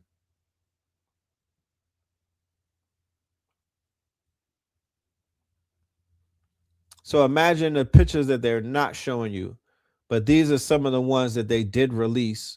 But it's these faces right here, and it's this room, okay, that has caught a lot of people's attention because it falls right into the video that we were just watching about the ties that he has to eugenicists, okay, and these quote unquote scientific. And when we go down this rabbit hole about transhumanism, dark enlightenment, we're gonna be talking about Curtis Yarvin. You know what I'm talking about? We're gonna be talking about Nick Land, transhumanism, accelerationism. You know what I mean? We're going there. You know what I'm talking about? We're going all the way to the far rights, my nigga, all the way into the Antarctica. Okay, so that's coming. Shout out to Candace Owens, nigga. Yeah, but we about to cook these. Yeah, we about to cook some sauteed crackers. You know, y'all gonna stop playing with us because they're literally playing with us in our face. Facts. Check out what Gene said about Diddy. And this all this red. This dude is a demon, bro. Dude is a demon. That dude was possessed with some kind of demon, man. He was. He's possessed with some kind of demon. Want to be in this all this red, this dark rooms with the music blasting. It had to be a certain temperature. A certain type of music for the vibration they were saying. Come on, bro. And I don't care what nobody say, man. And like when people still talk and keep on talking, if that priest ever come out and he talking, if people keep talking, you'll find out that a lot of shit that Gene Deal has said has been the truth and nothing but the truth. I was there. I was there when that priest or whoever he was rubbed that stuff on his head, put his hand on top of him, told him to grab the bird out the cage, the white dove, and he threw the dove in the air, and the dove acted like he ain't have no wings and hit the fucking ground. Boom! What? That motherfucker start walking my way. I'm looking like this, bro. I'm like, there's stories about him in Central Park, right? Even in a documentary, he's staying near Central Park. You know, he's staying near Central Park. Where's the London Hotel, right? But he's staying in. How long did Gene work for him? He worked for him not that long. I think he worked for him up until the shooting that took place at Club New York and whatnot, right? But they talk about him going into Central Park, and then even in a documentary, Capricorn Clark says that he brought her to Central Park and was like, yo, if you ever cross me, I'm going to leave you in this park right here. Somebody's going to get you in this park and you're never going to come up out of here. So they was in Central Park doing their little rituals and whatnot. You know what I mean? Whoever he was tied in with. But yeah, let's go. In the house, they have a lifelong friend. I have never seen a documentary tear apart somebody's entire humanity like this one has. It starts by going after Diddy's manhood, questioning his masculinity by saying there's no man in the house. They have a lifelong friend come and say, well, I learned how to ride my bike from my father. Sean didn't have that, insinuating that his friends that had father figures had to raise him. This documentary also insinuates something else. There's a specific part where his mother says that she has to work at an after-hours club. That's insinuating something without saying it out loud. They say that his mom had a lot of Donna Summers playing in the house, insinuating that there was a lot of booger sugar and nefarious activity. One of his lifelong friends is quoted as saying Janice knew how to throw a party. Janice is his mother, insinuating that there were Johns and adult workers there. There's even a part where they say Sean and his friends were made to dance for adults. Sean was picked on. He was a herb. He didn't know how to fight because there was no man in the house. Sean's father is dead. His mother has to raise a man. She has to teach him how to fight. She's not raising a princess. That's her prince. If somebody puts their hands on you, you make sure they don't do it again. He doesn't get love from his mother. Sean is shaped by pain, not by love. Joy Dickerson Neal is shown as one of the first victims of Diddy. A man that's shaped by pain is inflicting it on others now. City College happens, he overbooks, and 9 people are trampled to death. A man that's raised by pain is inflicting it on others. They attack his loyalty. He's going into the office every day and flirting with the receptionist, who happens to be Kim Porter, who happens to be Al B. Shore's girlfriend. He forms a fake friendship with Eric Sermon so that he can get close to Eric Sermon's girlfriend, Misa Hilton. Andre Harrell literally gives him a place to live, and he has to eventually fire him from Uptown Records because of how deceptive and conniving he is. They portray him as violent, beating up Misa Hilton in the middle of the street to the point where strangers have to get involved and pull him off of her. He's jealous of the relationship that Biggie and Tupac have, to the point where allegedly he's involved in the first attempt to take Tupac's life. And there's even debate on whether or not he had something to do with Tupac's eventual death. He's only a friend when the lights are on and the cameras are flashing. Outside of that, he's undercutting Biggie every step of his short career. Rolling Stone wants to put Biggie on the cover.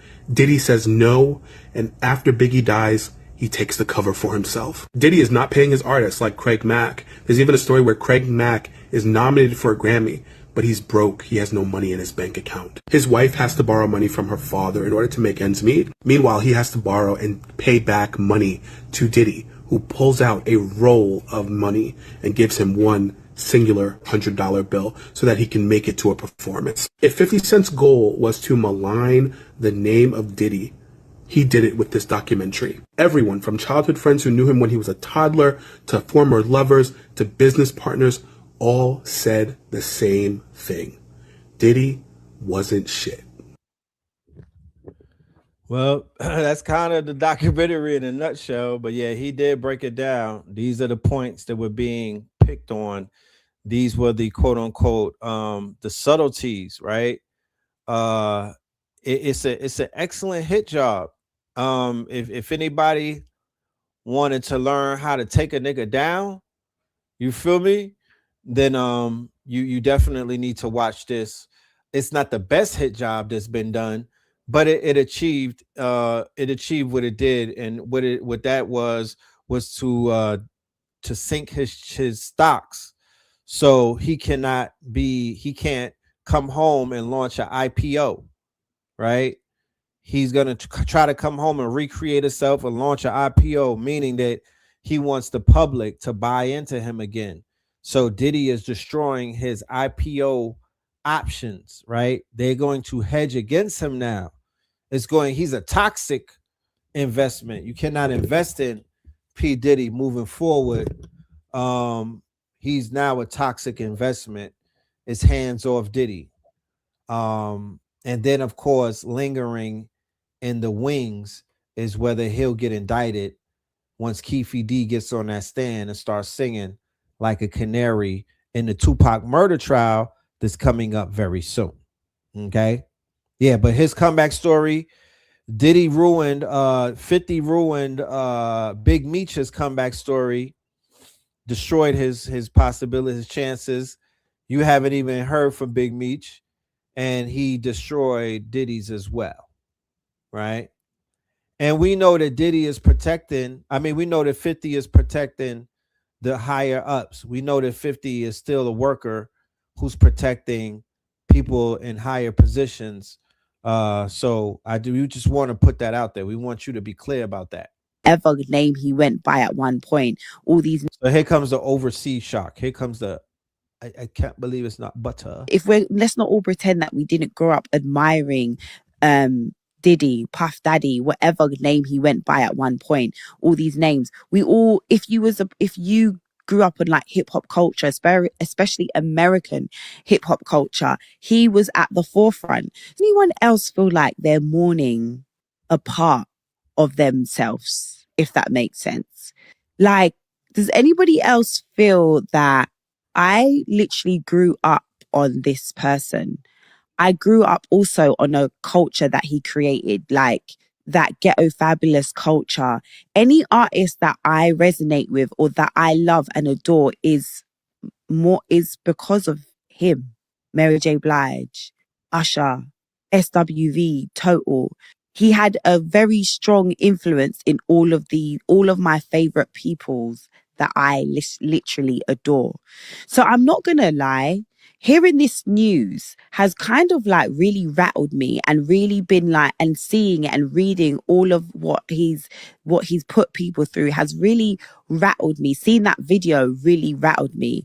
I'm not here making excuses for him, not even in the slightest. I've read those things and it's actually made me quite like look at him like it should do a lot in a different way, and made me really just be like, ugh, if that makes sense. Like, oh, really? Is that really what you was about? And like, the person that we saw, or the person that we all kind of grew up like almost like not idolizing but admiring, because let's not all pretend that we didn't grow up admiring Diddy, Puff Daddy, whatever name he went by at one point. All these names. We all, if you grew up in like hip hop culture, especially American hip hop culture, he was at the forefront. So for me, hearing this stuff and reading this stuff, it's like I wouldn't go as far as to say like identity, like questioning my identity, because it's not that a lot of my aesthetic has been built off the women for the 90s, and he had a strong influence on those women in the 90s. So yeah, a part of me is a bit like, ooh,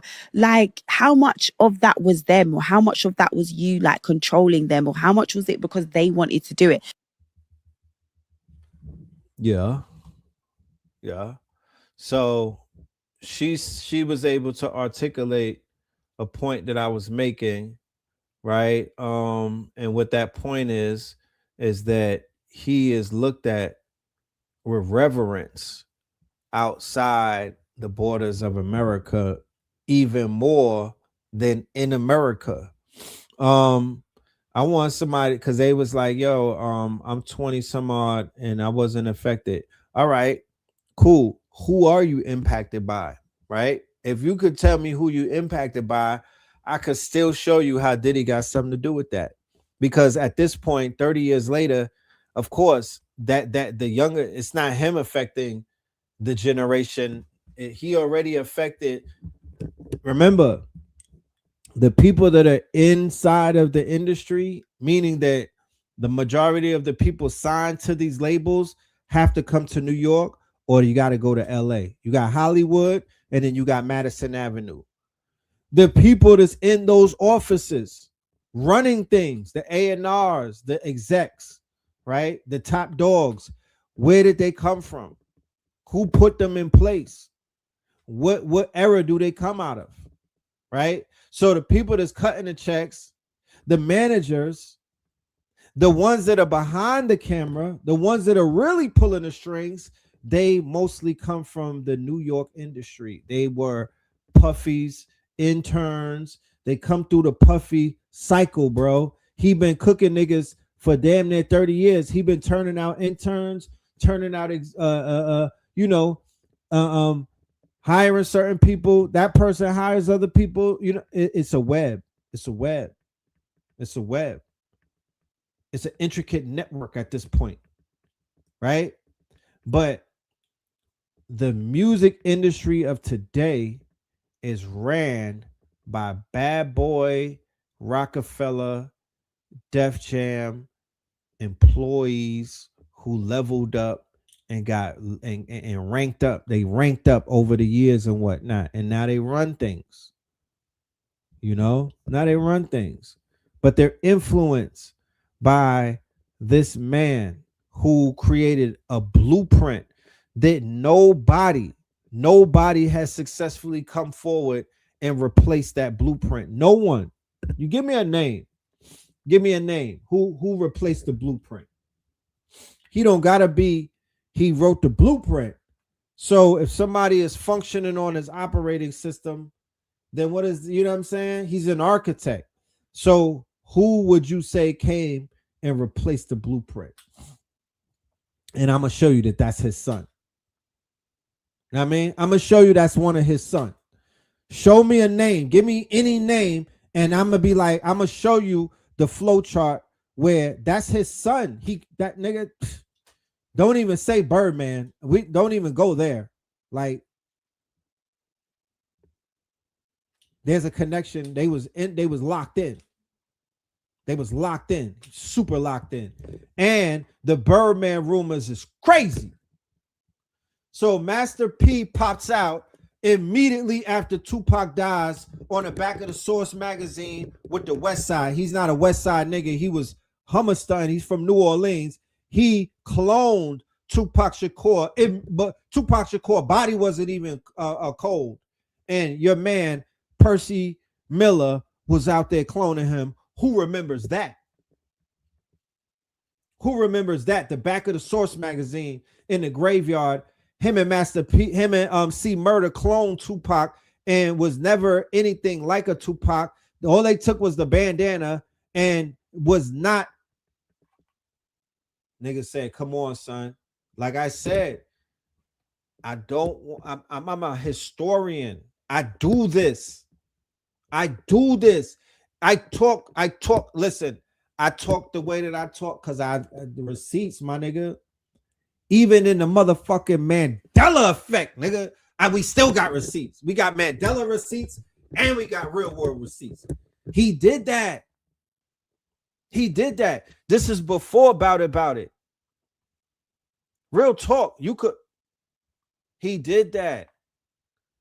He tried to destiny swap him. Real talk. He was trying to clone the homie, and they did not take the revolutionary side of him. They did not take Dear Mama part of him. They took the tattoo and the bandana, nigga. And then Ja Rule pop out. He's a fucking clone. And then DMX is a clone. All of these pop clones. But nobody ran off and said, fight the power. Nobody said Brenda got a baby. They never cloned that part, but they always wanted to look at the aesthetics. Yeah, that really happened. Red, get into the Brooklyn influence to Atlanta with Foxy Brown and her brother, Pretty Boy. Pretty Boy comes to Atlanta with the Ferrari. Pretty Boy and Scar, right? Scar is the same person from the New York night in 2000 who throws the money in Puffy's face and Sean's face inside Club New York and they have a shootout. That's Scar from Brooklyn, who's dead now. But Scar and Pretty Boy Gav, they come out to an ATL like 98, 99. They got Lambos, they got Ferrari, they got foreigns, they got Lambos and shit like that. Niggas never seen that before. And that starts that era right there with a you know what I mean? They Big Meech and them niggas look and see that. Oh shit, niggas got Lamborghinis, Ferraris? Really? How they did that? You know, shit like that. But all of that, you know, Pretty Boy is a Diddy clone. Shout out to Gav, but he's a Brooklyn Diddy. You know what I mean?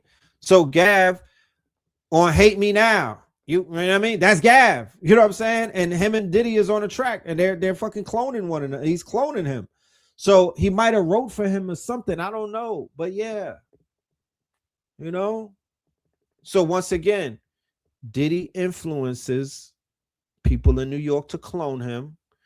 Kenny Burns, Old Diddy, motherfucking Gav. And there's a bunch of niggas that was Diddy clones. You know? Yeah, Hove is a Diddy clone. Because a Diddy is not a Hove clone. You saw the story. The story was told. You can't start a movie. Like imagine there's a movie in the movie theaters and there's an actor that comes in the movie an hour into the movie, but you're trying to say that's the main character. How could that be the main character when the movie started with this nigga? He's the main character. He's the main character. And a lot of these other people are supporting roles. This is his movie. So when you see him dying and when you see him being the reckoning is taking place, what's the reckoning mean? You have to reckon with the fact that you were bamboozled. We have to reckon with the fact that we let a demon in. We have to reckon with the fact that other people has been possessed as a result of some of this demonic behavior that these artists are partaking in. It has repercussions. It does. It has repercussions, y'all. You know what I'm saying? Our people are under demon possession all around the world. Not to say that this is the nigga that did it, but there was a culture that was created that helped to exasperate a demonic spell. And when we look into it, what do we see? That these short hat, these small hats who was Pinocchio in these niggas, right? Liar Cohen, Clive Davis, they was Pinocchio in black men. Okay? Because they were the Geppettos pulling the strings. Lucian, all of them are the Geppettos, and our people are the puppets, and they are affecting the mental, spiritual, economic, emotional health of our people. This nigga created the word player hater.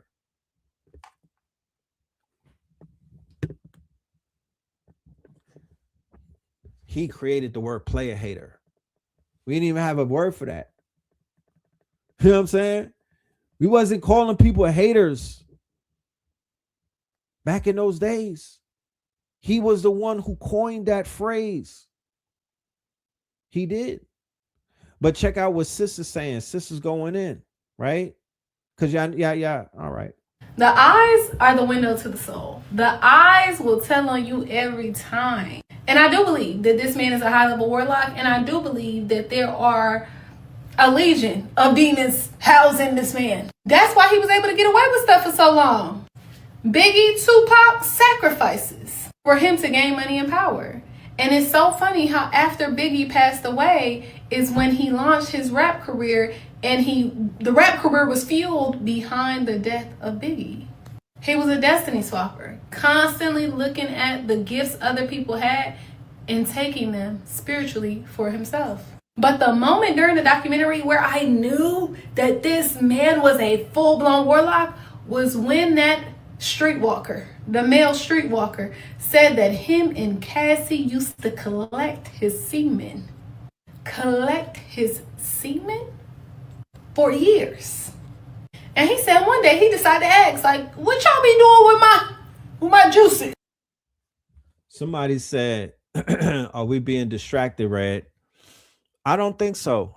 I can honestly say with a situation like this, if it's able to be articulated the right way and not sensationalized by people who specialize in chatty pattiness and low hanging fruit, and they're not quote unquote giving you the full picture, then yes, you probably can be distracted by the salaciousness, and you'll treat this shit like like tea.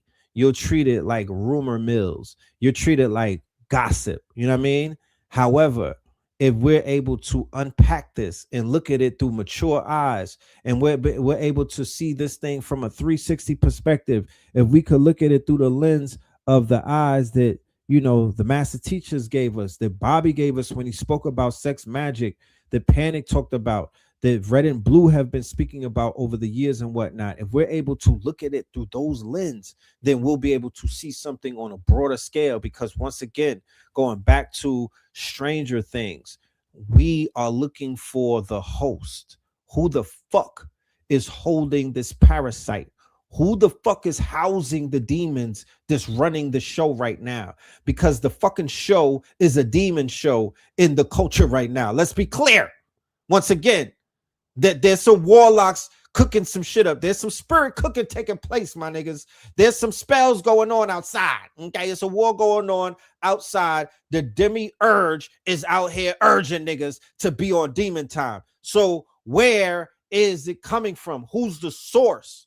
I'm seeing other things fall apart based off of this nigga being beheaded, right? I'm seeing certain things fall the same way when Drake got hit, right? When they hit Drake up, a bunch of niggas start falling down all around like, damn, why'd you fall? Oh, shit, because you was attached to Drake, okay?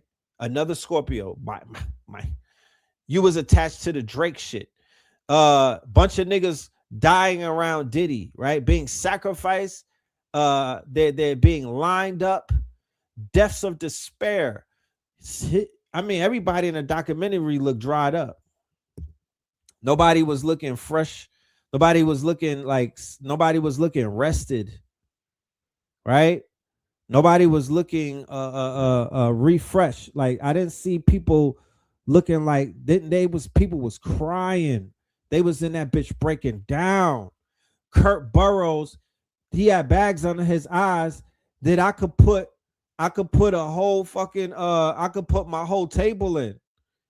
You know what I'm talking about? This nigga had bags under his eyes. I could take him to Walmart and bag up. Niggas was looking washed. So that's what he's doing. He's sucking the energy. He is spirit cooking. That's what the sperm is about. He is, I'm sorry, Yoto. You know what I'm saying? I'm sorry. You know what I mean? I said that. But he was out here depleting people. I know people like that. Okay? The dock is full of disgruntled employees. Yeah, well, they were disgruntled because he was out here disgruntling people, fam. Let's not blame them. Fam was out here disgruntling people. Once again, I worked in the industry. I know how people act around celebrity, right? Even inside of the workspace, they'll let a lot of shit fly, fam.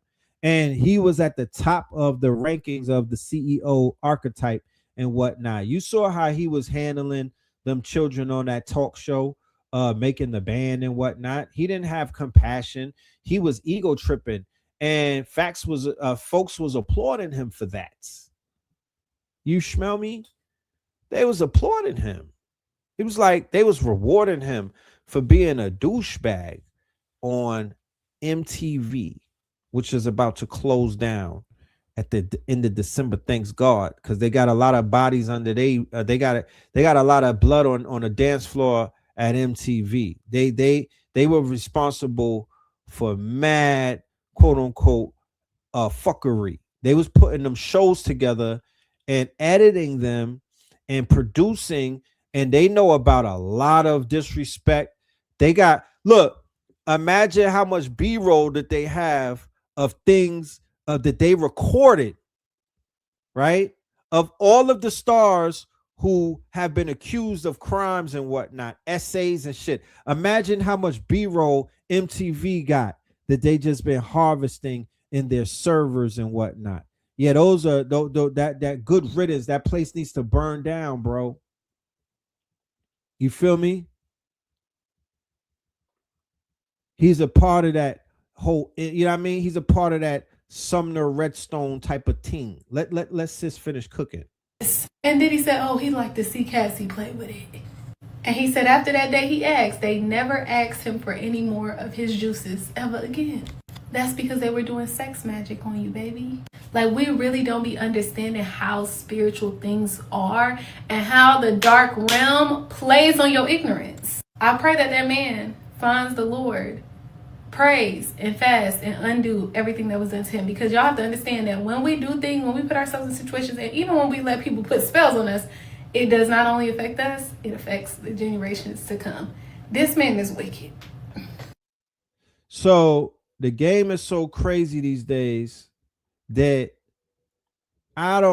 it's going so far, right? So we talk about the MTV, the whole MTV thing. Yes, MTV is a pipeline, right? MTV is a pipeline for our women who got turned into sex workers. That didn't exist prior to the MTV pipeline. So the MTV reality show pipeline opened up this other pipeline. Now, to be honest with you, if I hear somebody's name like a Hennessy or something, right? I don't know who they are. You feel me? I don't know. Like if a girl, if I go on social media and I see like a headline from like Spirit World or something, it's like this girl Summer something. I'm like, it's one or two things with them. I don't know who they are, but I could guarantee they're one of three things. They're an OF model, right? Which is a porn star. They're a dancer, or they from the girls that be fighting on Zeus Network.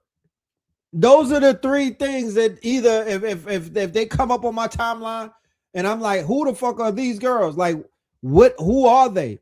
They're either in one of those three categories. They're from the Bad Girls Club. They're an OF model, or they're a worker. You know what I mean? A flesh worker, like nothing else. So that's how crazy this shit has got. But like I said, the dominoes keep falling. The dominoes keep falling. Okay? And as Diddy fell, look at what they're doing to this industry as the dominoes keep falling. Bruh, what the hell did they do to the twins, y'all? What happened to Mary Kate and Ashley Olsen, y'all? What the heck, y'all? Bro, these celebrities are something else. They are doing something to these people, y'all. This is beyond me, man. These people look like the very first cavemen. Are you kidding me, bro? What is going on here? So can we all agree that everything is going downhill right now? Because all the celebrities are looking cooked. Hollywood is shutting down. The music industry is crap, man. The movies are not hitting like they used to anymore. Like, we're literally waking up from this illusion, and all of this was part of the illusion, y'all. Like, it's crazy how they are changing so much, man. Every person that we grew up with or that we known that we watch on television has changed exponentially. They even got them rocking all the gold, man. Like, what? Like, is this part of the golden age? You know, the golden dome, that whole Donald Trump thing? Like, this is crazy. Hollywood is doing way too much, man. They got these girls looking like the troll dolls. Like, y'all remember them things, the troll dolls? But I heard this is Louis Vuitton's new cover for their Christmas magazine. They're really trying to get y'all to go out there and go all out and buy some stuff, because They're giving you twins this year. Like, y'all see that? Like, nobody's buying stuff, so they decided to give you twins. The 2-for-1 deal. Very interesting times that we live in, y'all. Let me know what you guys think about this. The shift is here. Let's get it. Peace in. Oh, we got more. Go, if you told me that this guy right here was gonna wash up and fall off, crumble under all pressure and lose his respect and the empire that he built in the rap game, I would not have believed you. You told me this guy was gonna stop making music, start learning how to skate, and start hanging with internet stars, I wouldn't believe you. You told me Pluto was gonna fall off and get old and cut off his hair, I wouldn't believe you. You told me Lil Yachty was still corny in 2025, I'd believe you. You told me Pretty Flacco hasn't dropped an album in 7 years because he's too busy putting babies in Rihanna, I wouldn't believe you. If you told me that Mr. Slaughter Gang himself was British and then got deported for being British and then came back and disappeared, I would not believe you. What is 21 Savage even up to nowadays? You told me that Kodak Black was a drug addict, I would believe you. If you told me he came back and became super handsome, I would not believe you. If you told me that Takeoff passed away and the Migos separated, I would not have believed you. If you told me that Travis Scott would chase and secure bags after bag, including but not limited to Oakley and Barca, I wouldn't have believed you. If you told me that Drake would fall off after losing a beef to Kendrick and becoming a gambling addict, I would not believe you. And if you told me that of all people, Playboy Cardi would go on to become a fruity vampire, a rock star, and would have a relatively drama-free, beef-free career, I would not have believed you. The rap game has changed. We're getting old. And who would have thought that Cardi would end up the one on top? So it's crazy how in the span of about a year or two that the whole culture died, right? This is a part of the Great Fall series, ladies and gentlemen. You know what I mean? This is a part of the Great Fall series. This shit has fallen in ways that you could have never imagined, right? So yeah, oh how have the mighty have fallen. You feel me? Watch the party die. Okay? Like, who could have known that this was a clean sweep? No weapons were even fired. No animals were harmed and whatnot. But this shit has definitely fallen and whatnot. Inside of what they call the attention economy, that shit has crashed. You know what I mean? They're vying for attention. They're dying for attention. They're killing for attention. They're lying for attention. You know what I mean? They're even spying for attention. Okay? But check this out. You think it's hard on us today? Imagine what was going on back in our parents' day. Now, I don't know if it was the water back then. I don't know if it was the coal mines or General Motors in Detroit, but the women in the 70s and 80s were looking amazing. Wheezy Jefferson looks amazing at 58. George Jefferson Sherman, at 37, he looked like he was 58. John Amos and I are the same age in this photo. Meanwhile, Florida looks great at 54. But you know what's crazy? My mom would show me photos from her yearbook, her high school yearbook in the 70s. And I'm like, there's no way these dudes are 19 with the big chopped sideburns like that. For instance, I'm hearing Teddy Pendergrass was 17 when this photo was taken. Possibly.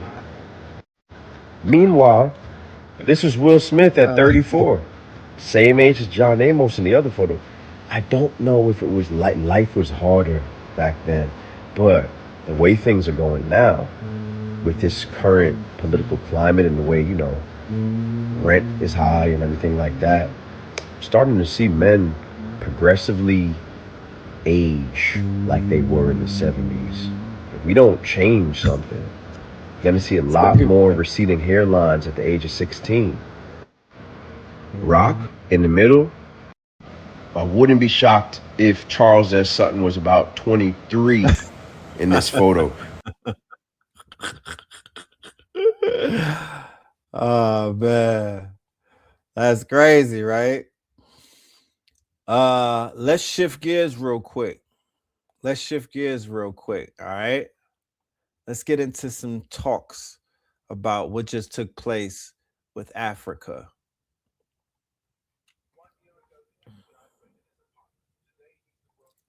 Matter of fact, no, before we do that, let's get into this. because we talked about this the other day. So let's chop this up real quick. Any more dystopian than this, or have we reached our peak? I'm betting in the global news. What could possibly go wrong there? Insider Trading was already vociferous enough, but you expect me to believe the man that can't keep war plans to himself in his Signal group chat is not going to look at a betting market and let people know what he's going to say during the National Defense Forum?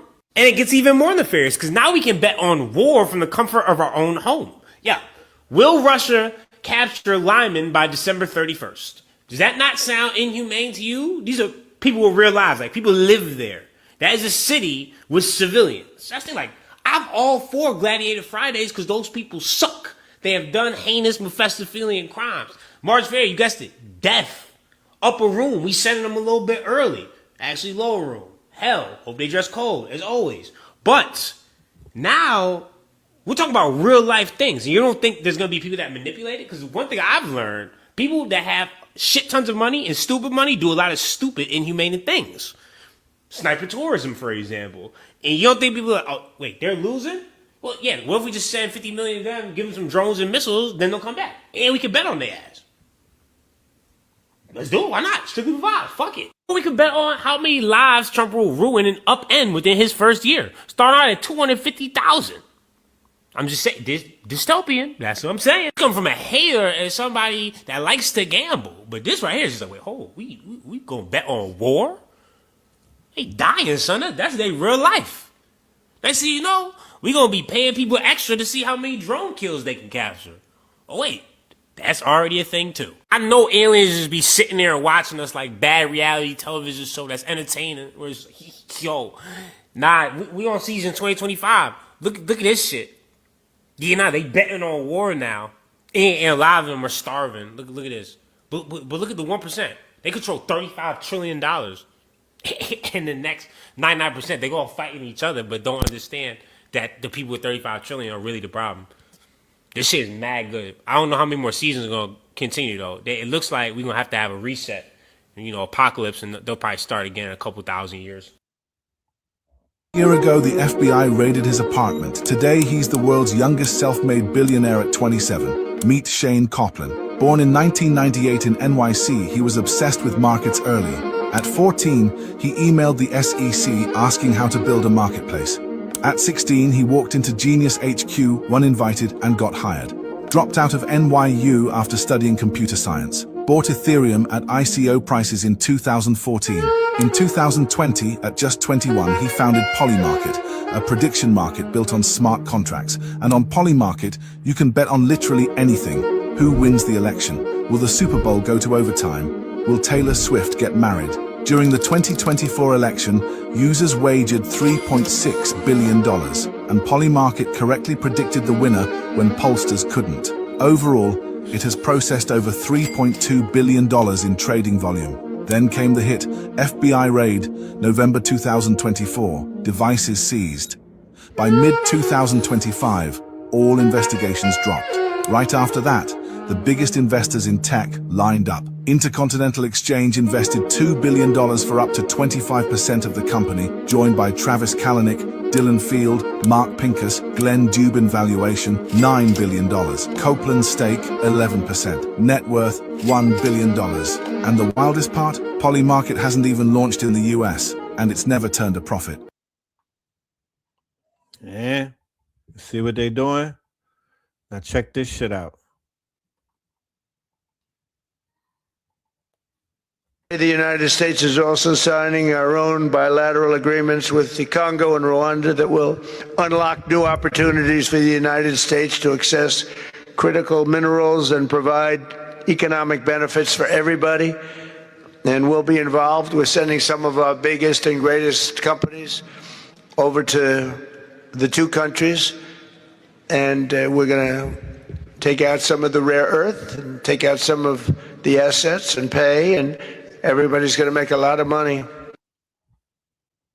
So while people was in America having this argument between Pan-Africans and the FBA, Africa was selling out to the United States colonizers once again, proving that that they are still at the behest of the colonizer, smacking the face to our brother Ibrahim Traore. The Pentagon just gave Trump's son, well, a company he owns, $620 million. That's the largest loan like that they've ever given anyone. But even crazier than that, the receipts. If you follow the money trail and the other companies they are also investing in here, gets real interesting. The company that received this is called 1789 Capital. 1789 is the year that, like, the Bill of Rights was created. George Washington came into power. It's also the same year as the French Revolution and revolutions all over the world. Very interesting name for the company. Anyways, one of the companies under this umbrella is called Vulcan Elements. And that's the company that received this money to build military-grade magnets. And their main supplier? Another government-funded company mining cobalt and rare earth minerals. Guess where? Fucking Congo. You cannot build a U.S. cobalt empire without massive human atrocities that you're contributing to in the Congo. Massacres, rape, and all. Child labor, militia-controlled mine. And all these tech billionaires are profiting off of this industry. They're highly invested in it. Because these minerals allow us to build things like electric vehicles, AI chips. The U.S. might not be personally running these mines, but they're essentially funding it. And that's not the only loan that was given out. The Pentagon just gave Trump's son, well, a company he owns, the only loan that was given out. There was about a... So back to business as usual, right? The oligarchs are out here oligarching, right? Doing what they do, while the quote unquote people, or what they would call the peasants, are distracted and, you know, fighting over crumbs and shit, trying to figure out how to buy some Campbell's soup, you know? Yeah, a lot of work needs to be done and whatnot. A lot of things need to be put into perspective. You smell me? And you know, it's just it's time to start working towards more solutions. You smell, you know? It's enough is enough. It's that type of time. But yeah, that's what's going on. We'll keep you updated to what's going on with these moves in Africa, and things of that nature. But I mean, what more can be said other than what you see? You kind of see what's taking place. They're selling it out. These people are selling out, and it is what it is, you know. The UAE, Trump and all of them. And what they're really doing is they're selling out the idea of revolution in that country, because there are multiple revolutions taking place. And that will definitely, whoever's getting in bed with Babylon is going to actively be undermining whatever's taking place on the continent. They could play crazy and dumb and, you know, uninformed all they want. We know what we're looking at. We know what we're looking at. And that's a huge star for law. You know what I'm saying? For whoever did that sucker shit, that's a humongous star for law. They should be ashamed of themselves. But whatever, you know what I mean? You know, Allah is the best of planners, correct? All right. So I'm gonna end this show with a world premiere of a song that we just dropped. This is a song that I did with some of the young gods in New York, and it's called Shark Tank. All right. So I'm gonna debut this. This is on the channel. Shout out to everybody that left a comment under the video, checked it out, shared it, shit like that. We will be back tomorrow. Techno Tuesdays, me and Spin City. I do want to remind the family that we have an event coming up at the end of the month, the Winter Solstice event. We got Rasbin, Ra Aku, we got Bitcoin Bully and Spin. There's a Friday, Saturday, and Sunday event taking place at Spin City headquarters in Atlanta, Georgia, East Point, that is, December 19th, 20th, and the 21st. December 19th, 20th, and the 21st. We're going to be on 44 acres of land that our good brother is managing. It's going to be monumental. It's going to be dealing with AI, real estate, crypto, Web3, a bunch of shit. So just look out for the promo. That's all. We rolling everything out. Shout out to Ross Ben and shout out to Ra Aku. They're going to be doing something on that Sunday. Just dealing with wrapping the year up and giving a forecast moving into 2026. We will be live streaming the event as well. So y'all can get it if you're not in town, because we know how it is these days traveling. So check this out, man. All right. And we out. All right. Shark Tank. Track. Yeah. The guards is in the building. What makes them sharks? Rap God, A-Thug. What they know? I'm a shark in the tank, big fish, big bank, no fear, no doubt, inspiration and faith, knowledge of self, dedicated, I'm great. I'm a shark in the tank, yeah, shark in the tank, big fish, big bank, no fear, no doubt, inspiration and faith, knowledge of self, I'm dedicated, I'm great, I'm great, I'm great, I'm great. The YNs need a hero and a father figure, someone that he could talk to like a barber nigga. I don't like to bother niggas or harbor niggas. I'm about that action like the Mississippi Harbor niggas. Book smart like a Harvard nigga. Skull and bones like I starve a nigga. For peanuts, I will George Washington Carver nigga. Early birds get the worm like a Marva nigga. Tell anybody asking that the marvelous eating guava nigga. If there's a problem, I will solve a nigga. Really Yoda 3 stacks, I will solve a nigga. My juju pouch is even more valid. Poor Alice, I'm your pusher that will empty the clips. That's more malice. Who let the peasants through the front door of the Morse Palace? Heart light as a feather. What's a hookah to a floor chalice? Shark in the tank, big fish, big bank, no fear, no doubt, inspiration and faith, knowledge of self, dedicated, I'm great.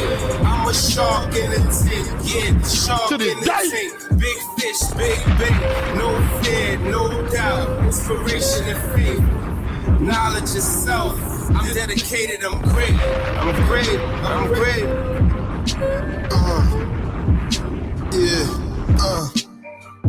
I got a hustler's heartbeat. Money keep coming like the rose of them shark teeth. I smell blood over there in the 4D. Miles away on the Palm Beach. My life should be on the Discovery. Rub me the wrong way. Daddy cut your flesh. Big Mac with dog, fuck your set, cause and effect. Big shark in the midst of nest. In the bucket hat, Harlem aura in the haze. While you submerged in the cage, observing the great. A big shark swimming to the money, getting to the bag. To this day, I fuck you fags. You know, niggas getting in all the time. To this day, shit, I'm getting money on the strip.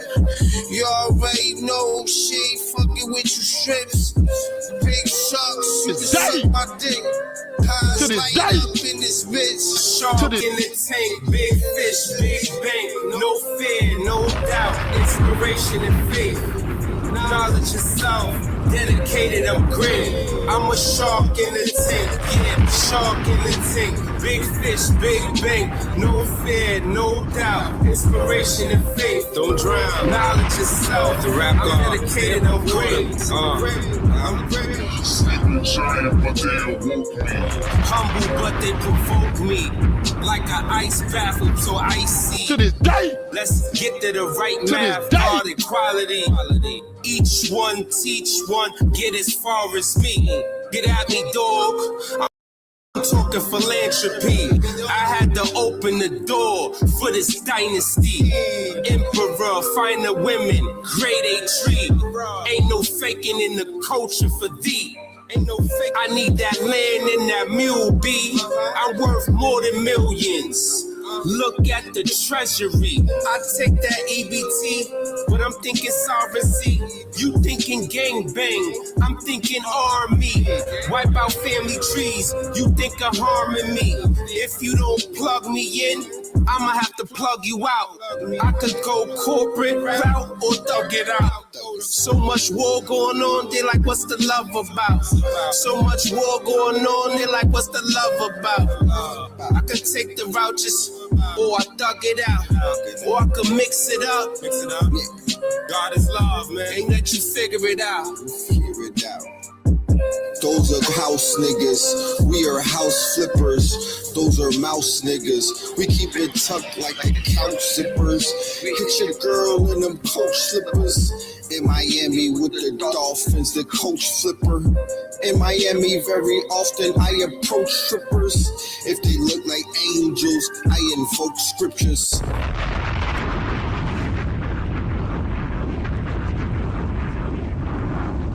AI tore up the rulebook. Imagine, your next rival may not even exist today. By tomorrow, Shout they out could to take your House of customers. Tunes. You need more than instinct. You need fresh, trusted, digital. Shut your bumble clock. Shout out to the House of Tunes. You know what I'm talking about? Shout out to the House of Tunes. Let's keep making these movies and whatnot. Shout out to the House of Tunes. Shout out to Highs Light. Shout out to A Thug. You know what I mean? The YNs need a father figure. You know, we got to keep cooking, man. So, like I said before, more music moving into 2026, more music, more sounds. You could find that on that streaming. You can find that on the streaming platforms. Just put Shark Tank in there. But yeah, we're gonna keep it moving, y'all. So with that being said, we up out of here. Peace, love, and light to the family. We will see you on the next go around tomorrow. All right, 1,000. Niggas in crypto, diamonds is dancing like they up in disco. You niggas in fist pump, you stay up at dip low. You niggas stay up and get low. Heard you way up in Frisco, and you say what the heck so. Every player gets snipped nose, acting gay up in Cisco. They take the day off and play up at pistols, causing chaos and play up calypso. I pause in kitchens and caused addictions. I pause prescriptions and cause inflictions. Build Bix be playing in stores and Brixton on the dark web. You gotta pause every doors, cause encryption. Tesla engines, pause the pistons. I seen every floor I leave sore and listing. For that action, they sponsored the Bronson. They was hooked on that shit like Johnson and Johnson. That freeway, Ricky Ross, straight out of Compton, straight out of Bompton. Red on blue, violence in the land. The projection of the will, the perfection of the kill, the reflection of the pills.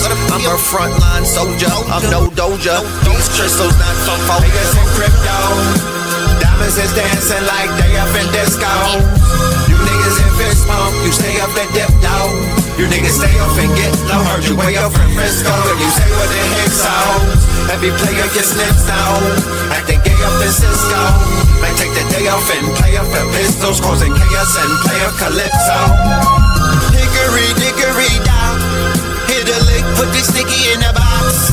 When the blicky get hot, lick off a shot. Heavy in the pedal, we slip off a knot. Heavy in the ghetto, they crib walk a lot. Crib walk the crypto, lift off the stocks. Drips off the crystal and pots. Disco rods in the blocks on my chain from the crystal shop. In the light air, lift off the rock. Toe Virgil right chain on my block. White paint on my socks. White paint on my socks. Hickory dickory dock. Hit the lick, put the sticky in the box. When the blicky get hot. Lick off a shot, we lick off a shot. Players in crypto, diamonds is dancing like they up in disco. You niggas in fist pump, you stay up at dip low. You niggas stay up and get low. Heard you way up in Frisco, and you say what the heck so. Every player gets snipped now, acting gay up in Cisco. They take the day off and play up at pistols, causing chaos and play up calypso.